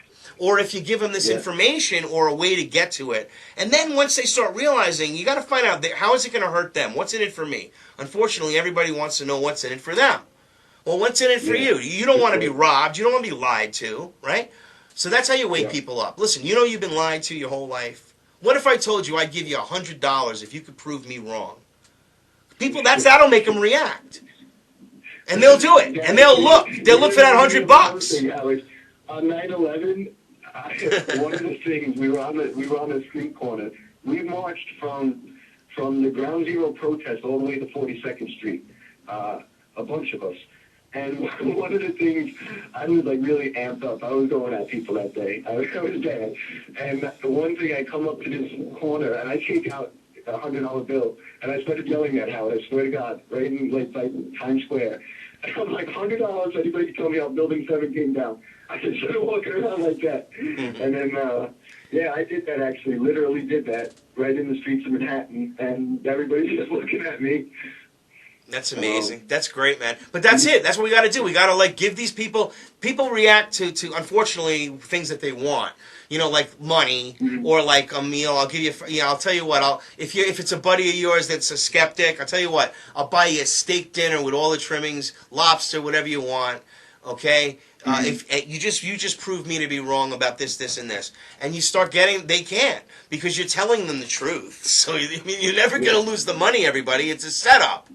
It's a sales technique, actually, and I'm not trying to hide that fact, but it's a sales technique to reveal truth.